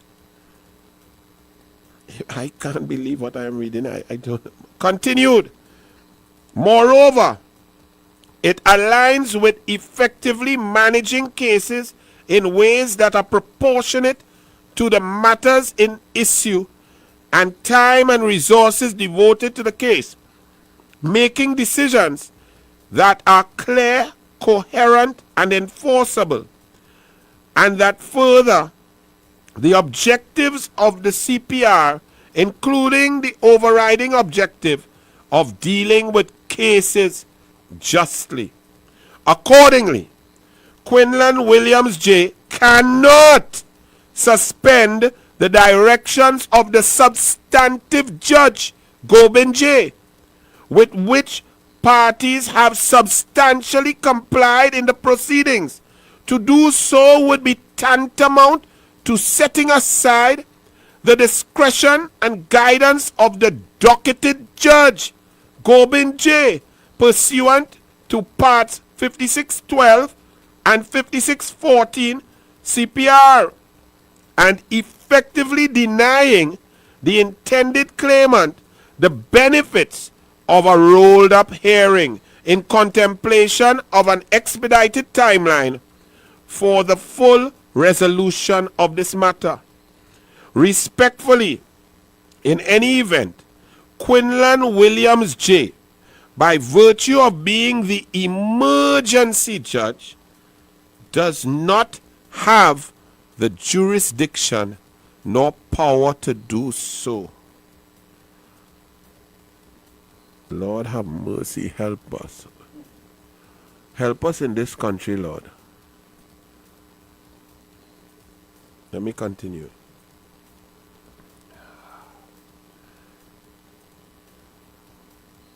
It is a fundamental rule that a court order made by a court having jurisdiction to make it stands and is binding and conclusive unless it is set aside on appeal or lawfully quashed. It is also well settled in the common law that such an order may not be attacked collaterally, i.e., an attack made in proceedings other than that which specific object is the reversal, variation, or nullification of the order or the judgment. In other words, an order of a court which has not been set aside or varied on appeal may not be collaterally attacked and must receive full effect according to its terms. This is so obvious, so basic, so simple, so important, so critical, so manifestly. Let me continue to read it. I hope Honorable Chief Justice Ivor Archie reading this. listening to me, you know, I really hope. Because I am reading this. I have seen it. I have read it before. I saw it today. It's all on social media. It's across the board. It's on news. It's on news sites. And I have read it before. And I am reading it now. And I cannot believe what I am reading. There was no basis, and there continues to be no basis upon which Quinlan Williams J. could become seized of the proceedings so as to oust the docketed judge and or to allow for interference of Gobin J's order for a rolled up hearing. And not, you know, maybe, I don't know if you all understanding, you know.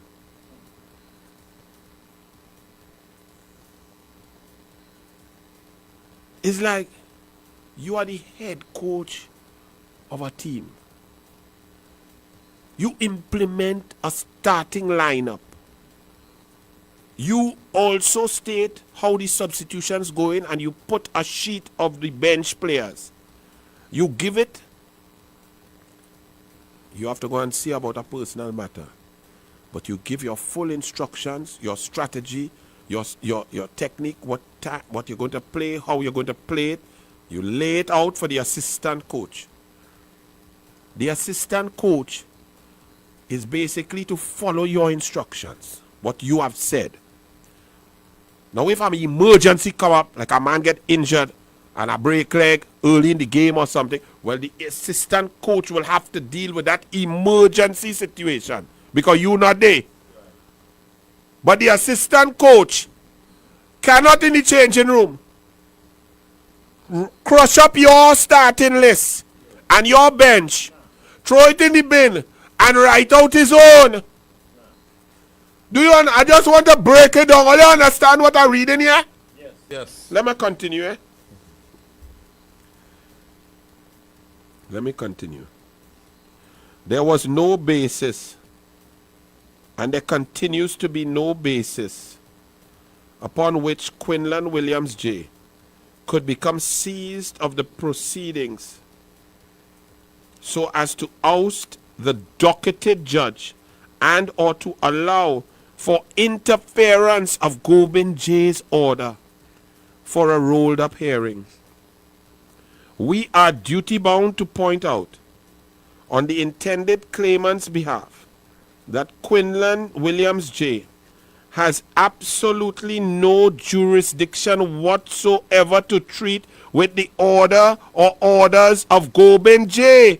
And as such, her orders purporting to suspend Gobin J's directions and or treat issues arising in the proceedings afresh and or as she deems fit is wholly erroneous in law and a nullity. It is noteworthy that in Civil Appeal P212 of 2021, claim number CV 2021-03138, the Equal Opportunity Tribunal and Vera Bajan and the AG, the Honorable Justice of Appeal Malcolm Holdip, stated at paragraph 39 of his judgment that it is accepted that in relation to case management decisions, it is inappropriate for an appellate court to reverse or otherwise interfere with it unless it was plainly wrong in the sense of being outside the generous ambit where reasonable decision makers may disagree. You can also see Global Torch Limited versus Apex Global Management Limited at 4500 per Lord Newberger, approving the test stated by Lewison LJ in Broughton versus Cup Football, Cayman Limited. Conclusion. It appears that a misunderstanding by the Case Management Committee of what was suggested, proposed by Gobin J. may have led to the proceedings coming before the emergency judge, Quinlan Williams J., who respectfully also proceeded in error to seek to overturn Gobin J.'s directions, the docketed judge. It is a trite matter of law that issues of jurisdiction can be raised at any time during the progress of an action. It is clear from the above detailed facts that Quinlan Williams J. is acting without jurisdiction, and her order or orders and or directions made on 9th November 2021 are a nullity. We are therefore writing to advise that the necessary steps be taken. However, to return to the directions under the rolled up hearing, it can still be achieved. In the meantime, so we hereby request the transcript and or audio of the 9th November 2021 hearing between Quinlan Williams J. and the intended claimant has given certain instructions to us to pursue certain courses of action no later than Friday, 12th November, should she be deprived of the rolled up hearing as ordered by Gobin J. Thank you. Yours faithfully, Ria Khan, Attorney at Law. Now, I will not be taking any calls on this matter because this matter is so critical and so serious that I am not even going to deviate into too much opinion. I have read out, and painstakingly so, read out the letter for you that has listed the situation as is. All I would tell you is that I am scared for my country. I am frightened for my country. I am losing hope in my country. And I hope that someone hears this. Someone in authority. Someone as the Honorable Chief Justice, who I have great faith in. Very intelligent, brilliant, fair human being. That he would quickly deal with this, because the one institution in this country that people can still have some sort of faith or belief in is the judiciary, where you can go and get justice without interference, where issues are brought and made and rulings come down in a rational, sequential, factual, legal position for all to read and all to respect. All our other institutions have collapsed. The Commissioner of Police and Deputy Commissioner of Police has collapsed. The Police Service Commission has collapsed. The Office of the President has collapsed. The Prime Minister has collapsed the Office of Prime Minister and turned it into a dictatorship. The Cabinet is a collapsed cabinet of incompetence.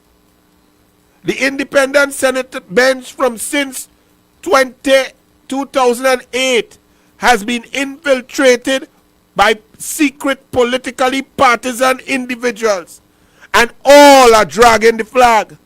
The mass media has been infiltrated by political prostitutes who pretend or feign to be journalists. The only bastion of integrity, independence, and hope is the judiciary. And what I just read out there gives me a headache. So I will take no calls on this issue. This is not an issue to go wild. This is not an issue for anonymous talk and opinions. My name is Anil Roberts. I gave y'all not my opinion on what is going on, but my fear, my feelings on reading what is taking place. I read out a factual letter for you all verbatim from the attorneys of the intended claimant over what is taking place in our country over the last couple of days. So I'm seeing people calling. I'm not taking no call on this. This is not a matter to be played with. This is not a trivial matter. It's a very serious matter. So I don't want no small talk. I don't want no anonymous talk. I don't want no joke talk, because this is real serious thing. I don't even know if my words are getting into your psyche of how critical this is. So on that note, Corky, we're going to play some ads. I going to eat some Royal Castle tomorrow. And on top of that, Archie, play a video. Because Corky, you're going to play a Bob Marley for me. One that can relate to what we're talking about. One that can uplift, that can say, even in dark times, we must have a ray of hope. Right now, I am hoping for a ray of hope from on high. That this that I read there, that somehow that could be prevented, that cancer could be prevented. It could be nipped in the bud. It could be exorcised. So there will be no calls on that matter. We'll take calls later and we'll talk about COVID-19. We talk about Rowley. We talk about Ansel Dennis saying voting for change in PNM. But on that court case and what is taking place, I want no call, no talk. As you talk that, I'm sorry I hang up on you. Okay? Because this is too serious and too critical to play any games with. Corky, run the ads and then run a tune, brother. Okay, Rudolph, make her right. Then, oh, hold on. Mrs. Claus sent a WhatsApp. The elves are hungry. Pick up a Royal Castle Queen bucket, a King bucket, some royal wings, a family meal, a few combos, some extra delicious coleslaw, crinkle-cut fries, potato salad, and a snack box for yourself. Oh, and don't forget that delicious honey mustard sauce. It's really lashing. Okay, Rudolph, let's get that delicious local Trini flavor. Royal Castle, here we come. Royal Castle is the local something that makes it all taste better. Happy holidays from Royal Castle. Brook the Rhine Home Center, Carney Savannah Road, Chabonas. Manufacturers of indoor and outdoor furnishing, patio set, kitchen cupboard, bathroom and house doors in any color and design in mahogany, teak, cedar and pine. You order, we deliver. Brook the Rhine Home Center, Carney Savannah Road, Chabonas. Satisfying every customer. Call Brook the Rhine Home Center, 665-7667. You, what are you doing on Tuesday at 7:30? Going to our service. Join me on Tuesdays on MCTV. Don't make joke. Every week, new episode. What are you waiting on? Make sure and schedule me in. Don't make joke. MCTV original series. Make sure and watch. Yes? Pick up the show! Thank God, they won't be here anyways. Don't make joke, eh? No, they're just joking, Jules. It's time to make your community better than before. Join yours truly, Kieran Joseph Samaru, on Your Community. We'll be discussing the important issues with the important people in the place most important to you, your community. Join us every Tuesday at 9 p.m. right here on MCTV as we know and make your community better than before. Coming soon on MCTV, the local Palooza show and countdown. Hosted by TNT's rock ambassador, Bees Hi-Fi, the metal merchant. See and hear all your favorite local rock bands. Keep it rock alive. Rhythms Communications Network. Local Palooza show and countdown. Coming soon on MCTV, the local Palooza show and countdown.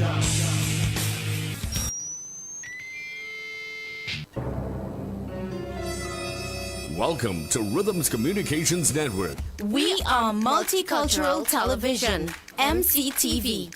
Total local programming, the latest news, all the sports, our culture.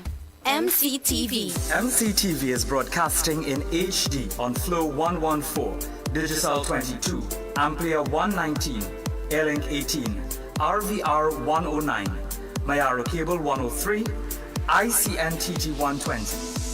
MCTV bringing you back where you belong. U975 FM, hot like pepper multicultural radio. All the music you know and love, played by the DJs who know how to mix it just right. We don't come slight, we come hot like pepper. Informative and entertaining with the hottest DJs in the country. On the World Wide Web with fun radio, adult contemporary music, and WBHM, the voice of rock. Rhythms Communications Network, connecting cultures, connecting communities. U975, Hot Like Pepper Multicultural Radio and Multicultural Television, MCTV, bringing you back where you belong. Part of the Rhythms Communications Network. To advertise with us, call 218-7820.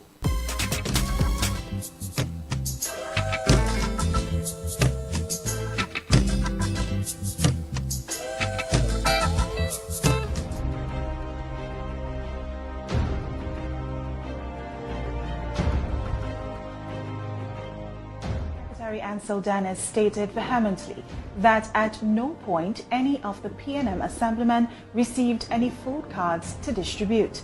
Mr. Dennis was speaking at today's post-executive council media briefing. At no point in time did any assemblyman walk around Tobago or his or her electoral district distributing food cards from any back pocket.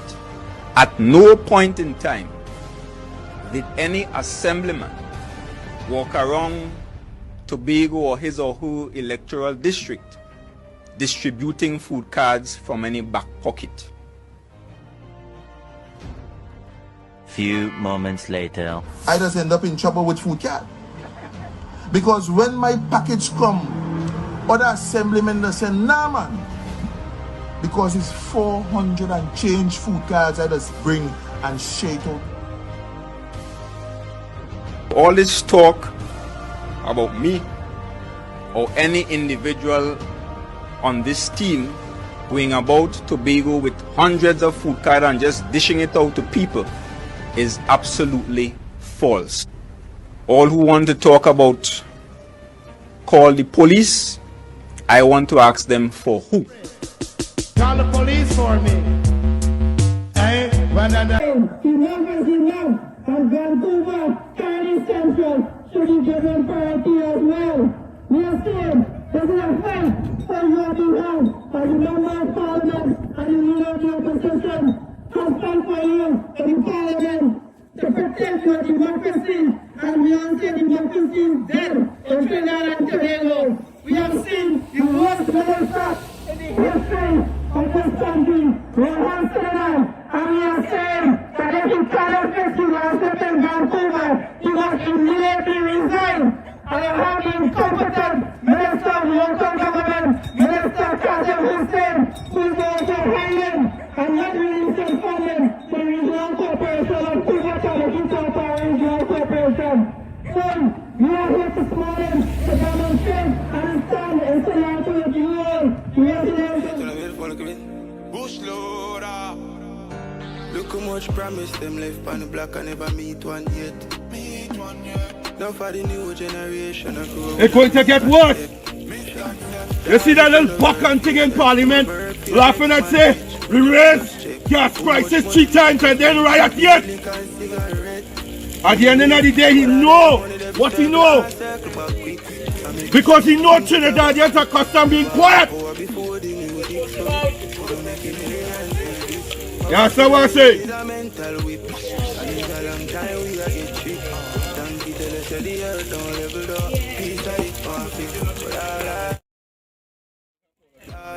So this is what we're sticking to, right?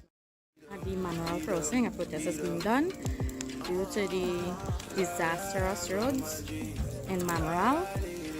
The villagers are fed up. We are tired of the situation with the road. We keep getting promises and nothing has been done.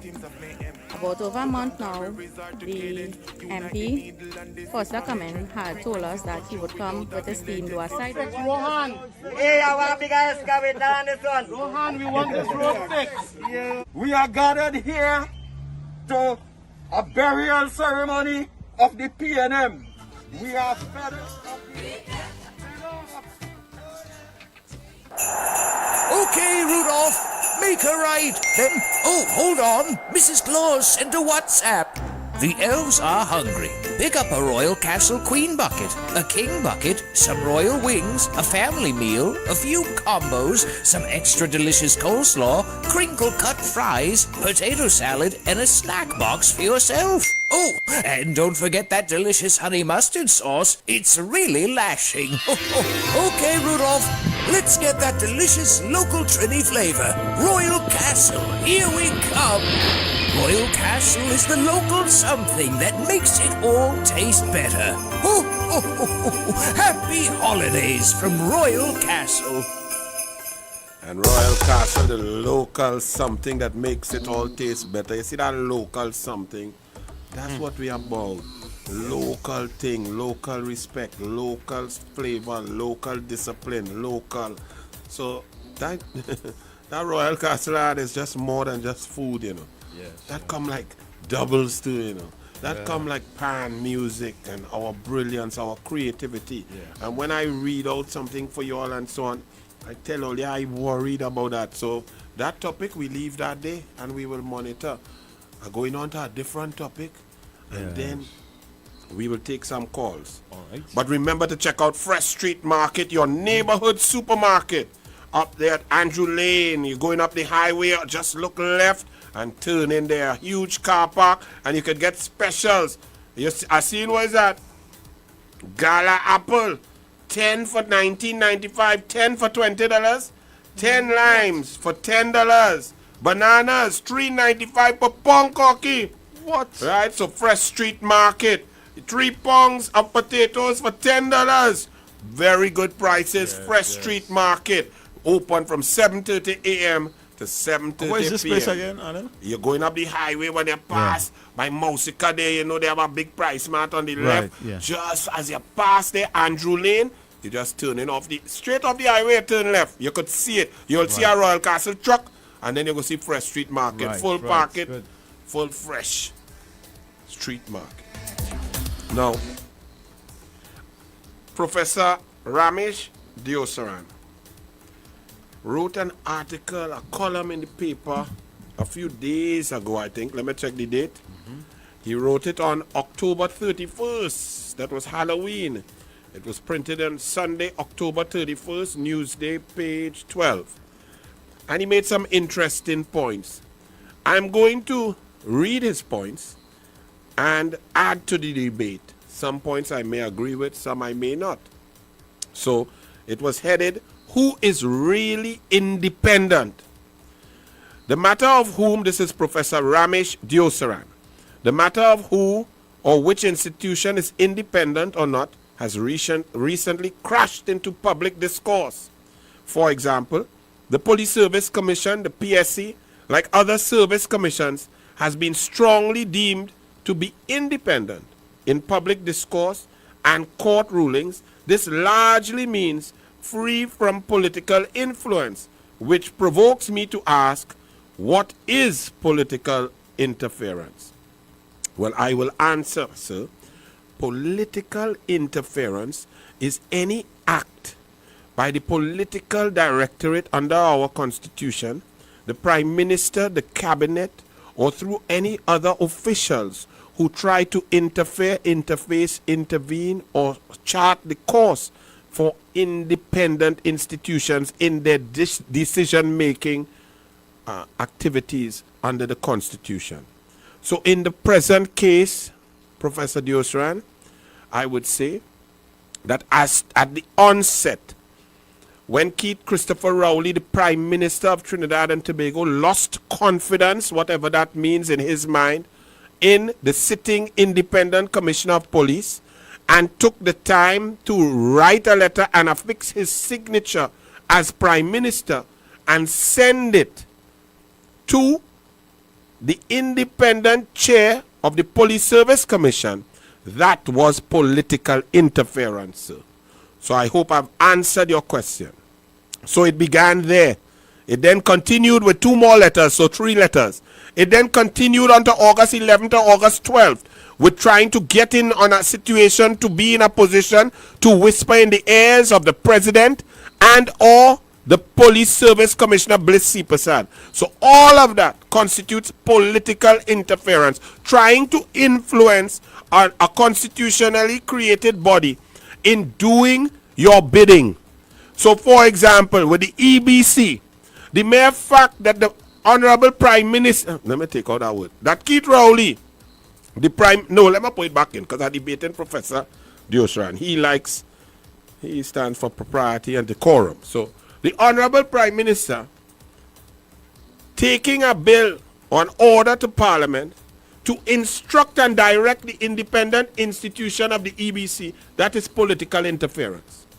The appointment by the EBC of somebody who is politically aligned, that is political interference in an independent body. So I hope I've answered your question. Professor Diosran continues lower down. As advisor to the common man, the dictionary Oxford defines independent as not depending on authority or control, not depending on another person for one's opinion or livelihood, not belonging to or supported by a party, unwilling to be under an obligation to others. Further, says Professor Dioshan, Black's Law Dictionary defines independent as not subject to control, restriction, modification, or limitation from a given outside source. He continues lower on. He says the peace and order of good governance. Well, let me read the whole paragraph there so you get the gist of what he's saying. You see, what is swirling at the back of my mind is the fact that we are a democracy with fair and free elections, and the Prime Minister and Cabinet constitutionally responsible for the peace, order, and good government of the country, and who shall have the general direction and control of the government and be collectively responsible to the Parliament. How, Professor Diosran then asks a question, how then can we have a political system which demands such political responsibilities and yet have parallel institutions whose functions directly affect the peace, order, and good government of the country, but which are independent? Why? He asks. And I shall answer. Because the government, while you will be in control and those objectives of good peace and order in the institutions under your control and your policy, you must always in a democracy have checks and balances to ensure that what is intended to be democratic does not turn out to be autocratic. And these independent institutions are critical to the efficient running of a democracy, because in essence, human beings always tend to be cajoled, encouraged, or go towards good or bad. So one may have the intentions to do all that is good and in order, but there must be some independent institutions that cannot be influenced, who can look on at what is going on and in their disparate fields make independent assessment of whether the government is actually doing what is so intended. So you cannot just simply have in a democracy one rule or total dictatorship and rule. You have moved away from democracy. So a tenet of this democracy, including the Fourth Estate, is that there are always, one, principle of freedom of speech, freedom of choice, freedom to ascertain. You must also have an independent judiciary who reads the laws, interprets it without fear or favor, without malice or ill will, and can monitor those in power. You must always have a check on power, and that check in our constitution is the independent institution, sir. So, Professor Deosran continues. The constitution states that 9 senators shall be appointed by the president in his discretion from outstanding persons from economic or social or community organization and other major fields of endeavor.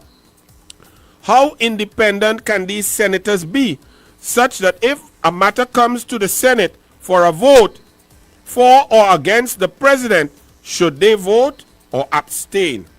Well, Professor Deosran, I 100% agree with you that the Constitution, there is a lacuna, because the president appoints the 9 senators. The 9 senators, independent senators, are paid because of this appointment, this instrument of appointment given to them by the president. They are paid a monthly salary. They get perks of office, and they get the prestige of being in office. Therefore, if the president is the one who appoints them, any matter involving the president, of which is very rare, okay, very rare.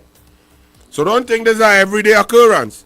What we saw and what we are seeing now with the constitutional crisis that is going on, with Paula May Weeks putting out a statement saying the police service merit list reached her, and then she allowed it to be withdrawn immediately later that day.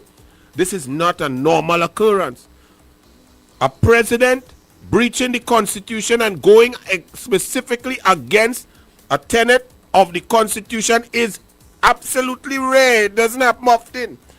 And this president went against Section 123.4. So I agree with you, sir.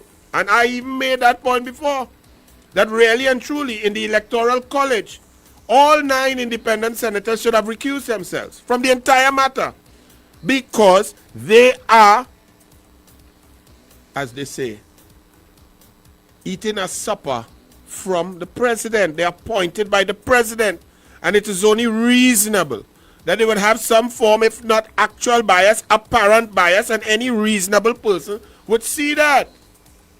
So that I totally agree with you, sir. On that matter, the independent senators should not have been involved, and the Constitution therefore needs to be addressed and reformed. Furthermore, a tribunal, an independent tribunal, is what was requested. There must be another system, especially when we are talking about political interference, when political interference could only come from the government in charge, from the prime minister or the cabinet who is in charge. Then how can they be in the majority to determine whether an independent tribunal could do fact-finding on themselves?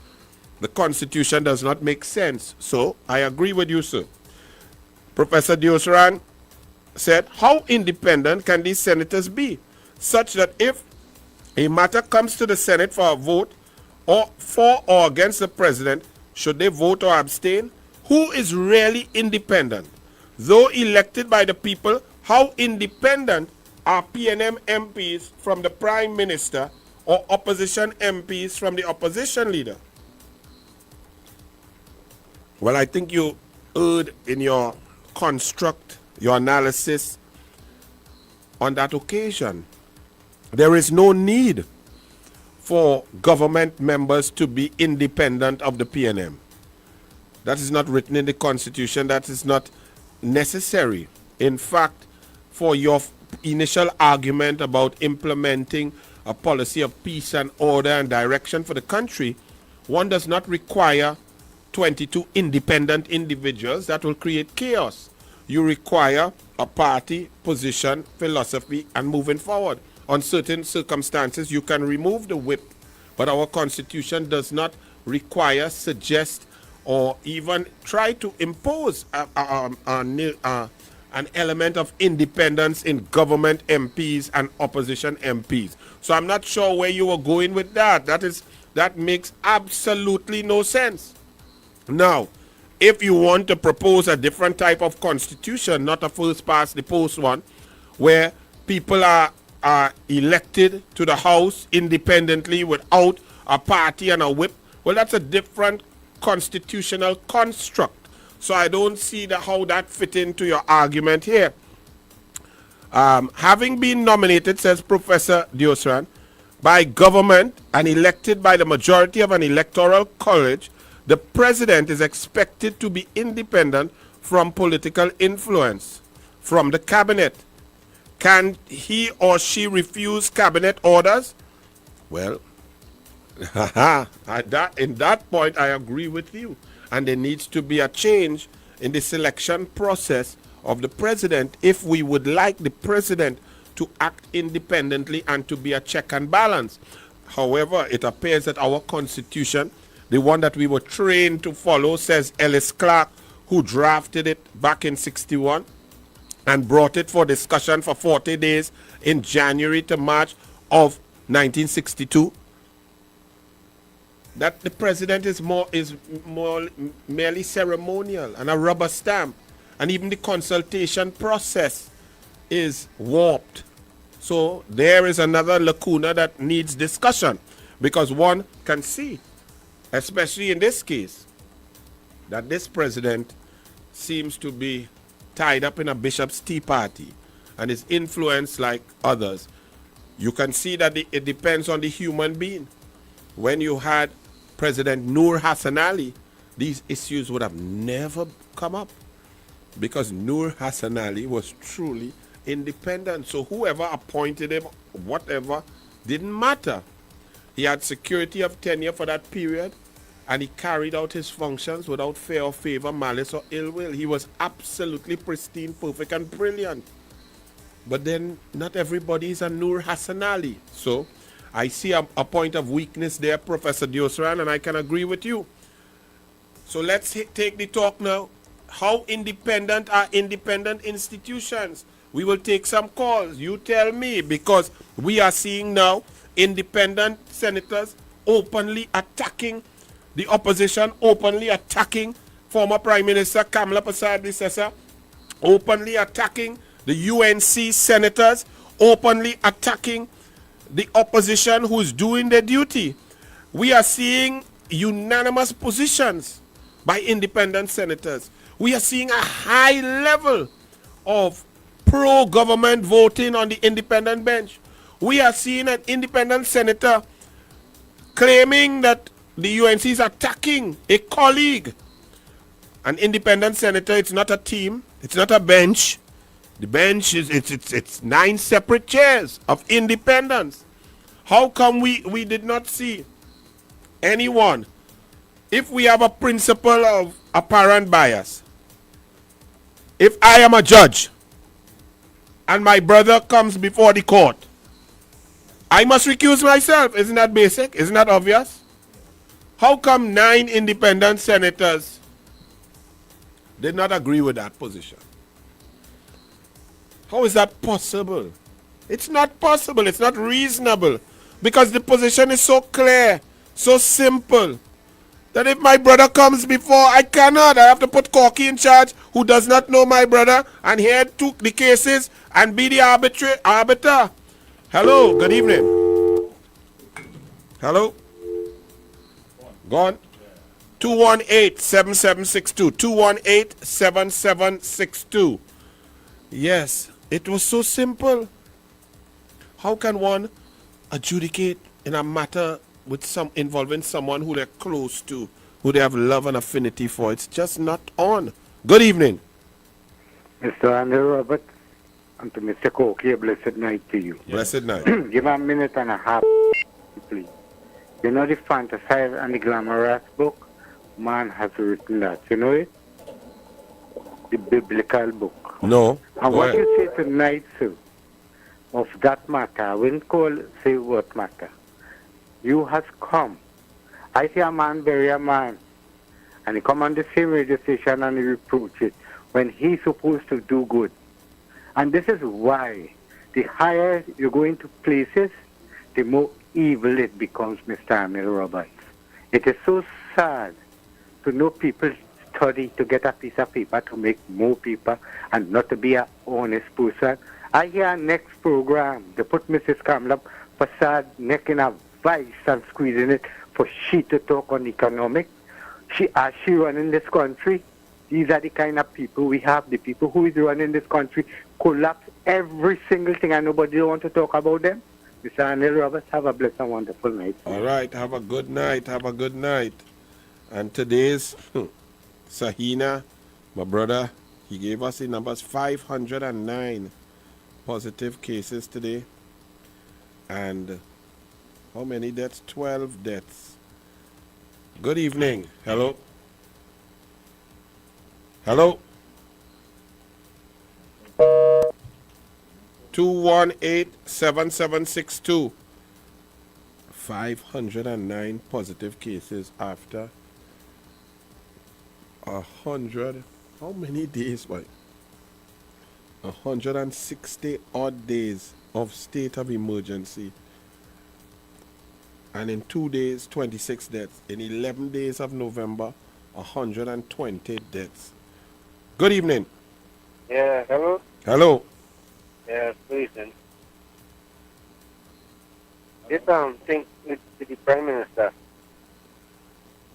You know, have all the March on the 12th. If the man call it a emergency, what's going to have it?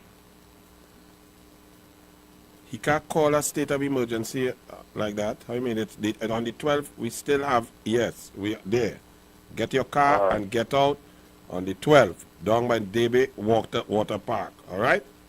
The drive-in rally. Yeah, thank you. Okay, my brother. 218-7762. Like everybody getting tired, man saying I looking tired, but like the caller songing tired, man. Well, I'm the earlier. 218-7762. Good evening. 218-7762. So Professor Diosaran, an interesting article. I will debate. PNM people don't like to call and debate. My brother who called once, and so I see a PNM person, Vishal Lala. We have no idea who that is. You know, the people just from Shagwanas, they say. They wrote a letter to the editor on the 14th of, no, page 14, on Tuesday, 2nd November 2021. So I will debate this PNM person one by one because they like to promote ideas that make no sense. So let's go. An attack on independent institutions. The letter of the day by the Express. Vishal Lala, whoever that person is, Shagwanas. I don't know if it's a real person or if it's anyway. In the cut and thrust of politics, very few things are left off the table. The opposition in particular has a constitutional mandate to hold the government to account. I believe this often devolves into simply attacking the government. All right, well, you may believe that, but I am in the opposition under the leader of the opposition, Kamla Prasad Bisesa, and we don't attack Keith Rowley and his cabinet for attacking sake. Any and every issue that comes up, we have a factual basis and rationale and reasons for the positions that we take, okay? So nobody, the only person who did that and said that openly was Keith Christopher Rowley when he was leader of the opposition, when he boasted that he is there to annoy the Prime Minister and that's his job and he will just annoy and he will freeze out and he will, regardless of what, he will ignore them until they get out of office. That was the only leader of the opposition who openly stated that position. So PNM Vishal Lala continues. We can recall the aftermath of another electoral defeat and the seemingly unreasonable recount process that was stalling the announcement of results. Well, I would totally disagree about the unreasonable count. There was recounts across the board because of impropriety done in the electoral process, starting first and foremost with the appointment of a niece of a former PNM sitting minister to head the EBC, who selects the returning officers and so on. In St. Joseph, there were many records of impropriety. There were unsealed boxes, unsealed envelopes that required counting. There were counts that were trying to be conducted without the relevant poll clerks being there. There were poll cards without signatures. There were questions across the board throughout the electoral process. So, and part and parcel of the election process and the law is that anybody, the opposition or any candidate, has the right to check, to recount, and to verify. You must also recall that your Prime Minister, Keith Rowley, lied to the population and said that he had invited Commonwealth observers and that they had no money to come, when it was shown that no point person was shown and given.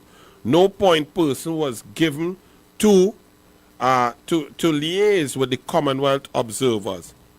Also, Vishal Lala continued, coupled with this, there were wild accusations and insinuations that the EBC's independence was compromised despite international bodies giving it full marks. Which international bodies gave the EBC full marks? I think you're living in a dream world. You're just printing fallacies. No international body was invited here to give anybody any marks to see anything. So you're just fabricating. Again, let's hear what the PNM have to say. I even recall a failed attempt to plant the head of the EBC as a PNM affiliated when this was clearly not the case. Really? So the next EBC, let's say Kamla Prasad Bisesa wins the next election and the UNC is in power, and she puts my niece as the head of the EBC, that's fine. So my niece will have no special love or connection to her uncle. My brother's daughter or my brother's son, my nephew, would have no extra love for me and therefore for the UNC. You don't see any problem with that. That a sitting minister's niece, the daughter of his sibling, would have a connection to the PNM. You don't see that? Well, I can't help you if you can't see that. The PNM continued. Vishal Lala. Who can forget the UNC's attack on the Chief Justice, which rallied on for months? Excuse me, the UNC never attacked the Chief Justice at all. Those attacks came from the Express newspaper and were vile and unwarranted. So don't get tied up. And if one or two people who you may feel are connected independently to the UNC and are not on the national executive nor the leader of the opposition, none of the UNC attacked any Chief Justice. Okay, go back and check. There were many attorneys who were in the newspapers all the time trying to continue a fight against the Chief Justice. The United National Congress never did any such thing. So that's a total fabrication. I'm just letting you all see, you just see what the PNM like to do. And the media expresses just print this kind of nonsense and leave it there. Just because someone writes a letter, you can't just print abject total lies and nonsense without any clarification or correction. But that's what our newspapers do. The sent for Vishal Lala from Chaguanas. The central bank, a pillar of our financial system, also came for heavy attack by the opposition, with its head effectively being called a PNM agent. Well, what took place? The PNM came in and there was a central bank governor. So Vishal Lala, if you understand and you think that the central bank governor is independent, then you must be against the position taken by the PNM and the PNM Minister of Finance, Colm Imbot, to fire and remove the then sitting central bank governor, Jawala Rambaran. You see, you're crying independence, but you're starting in your own place. So first and foremost, what you're supposed to write is that your government, the PNM government, was wrong to attack the independent institution of the central bank by firing DouglAR Rambaran. Now, when that was done, the politically motivated, politically infiltrated PNM control then appointed a man called Alvin St. Hilaire. He, by his own words, forgot that he is supposed to be independent and that he is independently in charge of the monetary supply and takes no instructions from any government.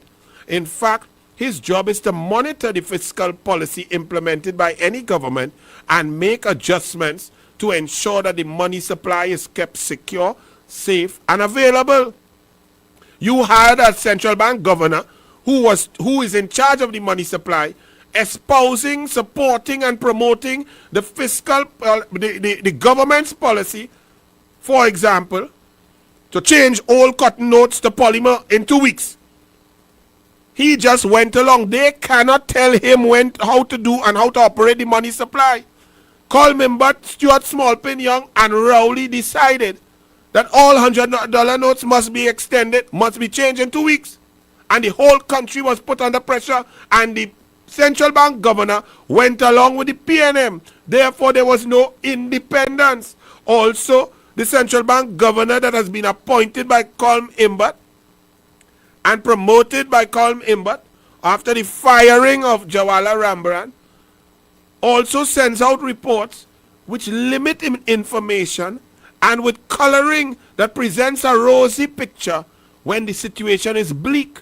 For example, that in the quarter last year under COVID, the final quarter, only 1,700 people lost jobs. Anybody knows that over 30,000 people lost jobs. So, unfortunately, Vishal Lala, PNM, you are making ridiculous arguments. Let's go again. All of this is one letter to the editor. Now, true to form, the opposition has trained its political firepower on the office of the president, engaging in a failed motion to impeach her. Right? Oh, well, the motion may have failed due to the constitution and the lacuna there that the government who is supporting the president, and it was the government, the prime minister, who caused the president to go against the constitution because he was able to communicate with her and the chairman of the Police Service Commission in order to thwart the merit list. So whether the motion failed, the opposition did not train any political guns on the president. The president did not read her constitution. And the president, in fact, does not need to read the constitution because she's brilliant and she's a constitutional attorney and she was a constitutional law professor, so she knows the constitution better than anyone. And section 123(4) states that the president shall notify the parliaments on receipt of the merit list, and she did not. She allowed it to be withdrawn. So there's no political guns. What happened is there's political interference by your PNM Prime Minister, Keith Rowley, on the office of the president, and that she allowed Keith Rowley to influence, interfere, and interface with her and with Bliss Sipasad. That's the issue. Vishal Lala of the PNM, somewhere, if it's a real person, we don't know who it is. This song like it could be Coleman, but then, despite the spectacular misfire, the opposition persevered, directing its hostility at the independent senators. Really? It's the independent senators who are attacking the opposition. And furthermore, what is the principal Vishal Lala? Didn't you read Professor Diosran? If there's an issue about the president, and the president is the one who appoints the independent senators, and the independent senators eat our food and get a salary because of the appointment by their boss, the president, how could they be expected to vote on a motion involving the president? That in itself is nonsensical beyond means. Next point. Traditionally, these individuals were seen as the upholders of level-headed non-political perspectives, and in many instances held the moral high ground. Yes! That's how it used to be with independent senators like John Spence, Professor Kenny, Reverend Tilak Singh, Dana Sita Hall, Go back in the day to Kenneth Ramchan, calling others. I mean, there are many independent senators who held the high ground, and that's very important. But recently, Vishal Lala, the independent bench has become infiltrated with secretly politically partisan people like Helen Drayton. Helen Drayton stood up as an independent senator, swore on the Bible to be independent, and 23 out of 23 contributions that I read of hers attacked Kamla Prasad Bisesa in the most vile manner. 100% of her contributions. And then as Kamla Prasad Bisesa lost office and the PNM Prime Minister was sworn in, she jumped out of the Senate and jumped on to chair the PNM CNMG board. And now she's the PNM chair of the NIB. So, yes, independent senators are supposed to be of that ilk, that high standard of independence and brilliance. But under Rowley, the bench has become warped, and under the PNM. So, unfortunately, PNM, Vishal Lala, your letter flopped. I think I have shattered it like Chili Bibi. 218-7762. 218-7762. We will take a few calls. We're coming up only 4 or 5 minutes. We can take 2-3 calls. All right? And we're saying good evening to Mira from Princestown. Tommy Mohammed, good evening. Jerome Moses. Parvati Ali, good evening. Hello, good night. Hello. Hello.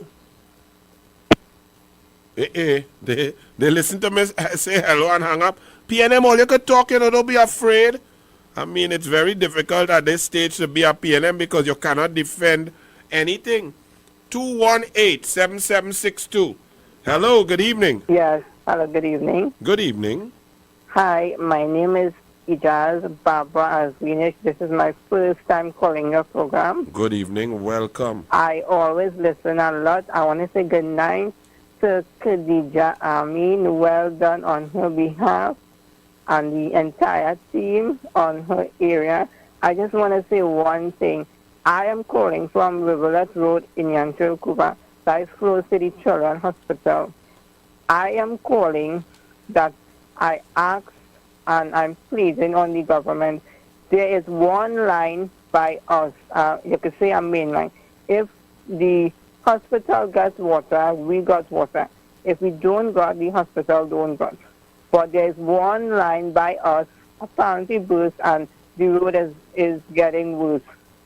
I have a UNC candidate. Well, she is trying her best to help the area. Also, there is one PNM candidate came in our area to protest before the election. I just calling, and I want to say one thing before I go tonight. Please, everybody, go and take a vaccine. It's very serious. I already took mine. I am not waiting until someone else dying. We are getting so many cases. And to the Prime Minister, I want to say one thing tonight. I know you're trying your best, but I don't really like you. But I love Kamala very, very much, and she is a hard-working person. And I know one day she will win back and come back as Prime Minister. Good night. Good night. 218-7762, 218-7762. Minister man, study how people could get water and fix all the leaks across this country. You are wasting 4.4 billion gallons of water per month, and you're out there talking about you fix a booster. If you don't, what you need to boost, all you go do is boost water to go into pipe that have hole. So you go boost the water to wet up the dirt and turn it into mud. Good evening. Hi, Anil, good evening. How you going, boy? I going good, partner. If it wasn't for the independent observers in Ghana, who would have been more? Not Granger?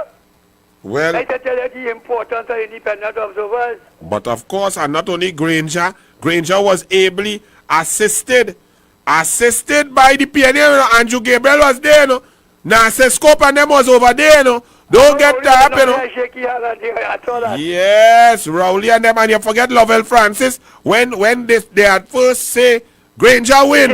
Lovell, yes, he said UNC losing Ghana. That dunce Dr. Lovell Francis, who wanted to put people in maracas with electricity, grog, and big waves.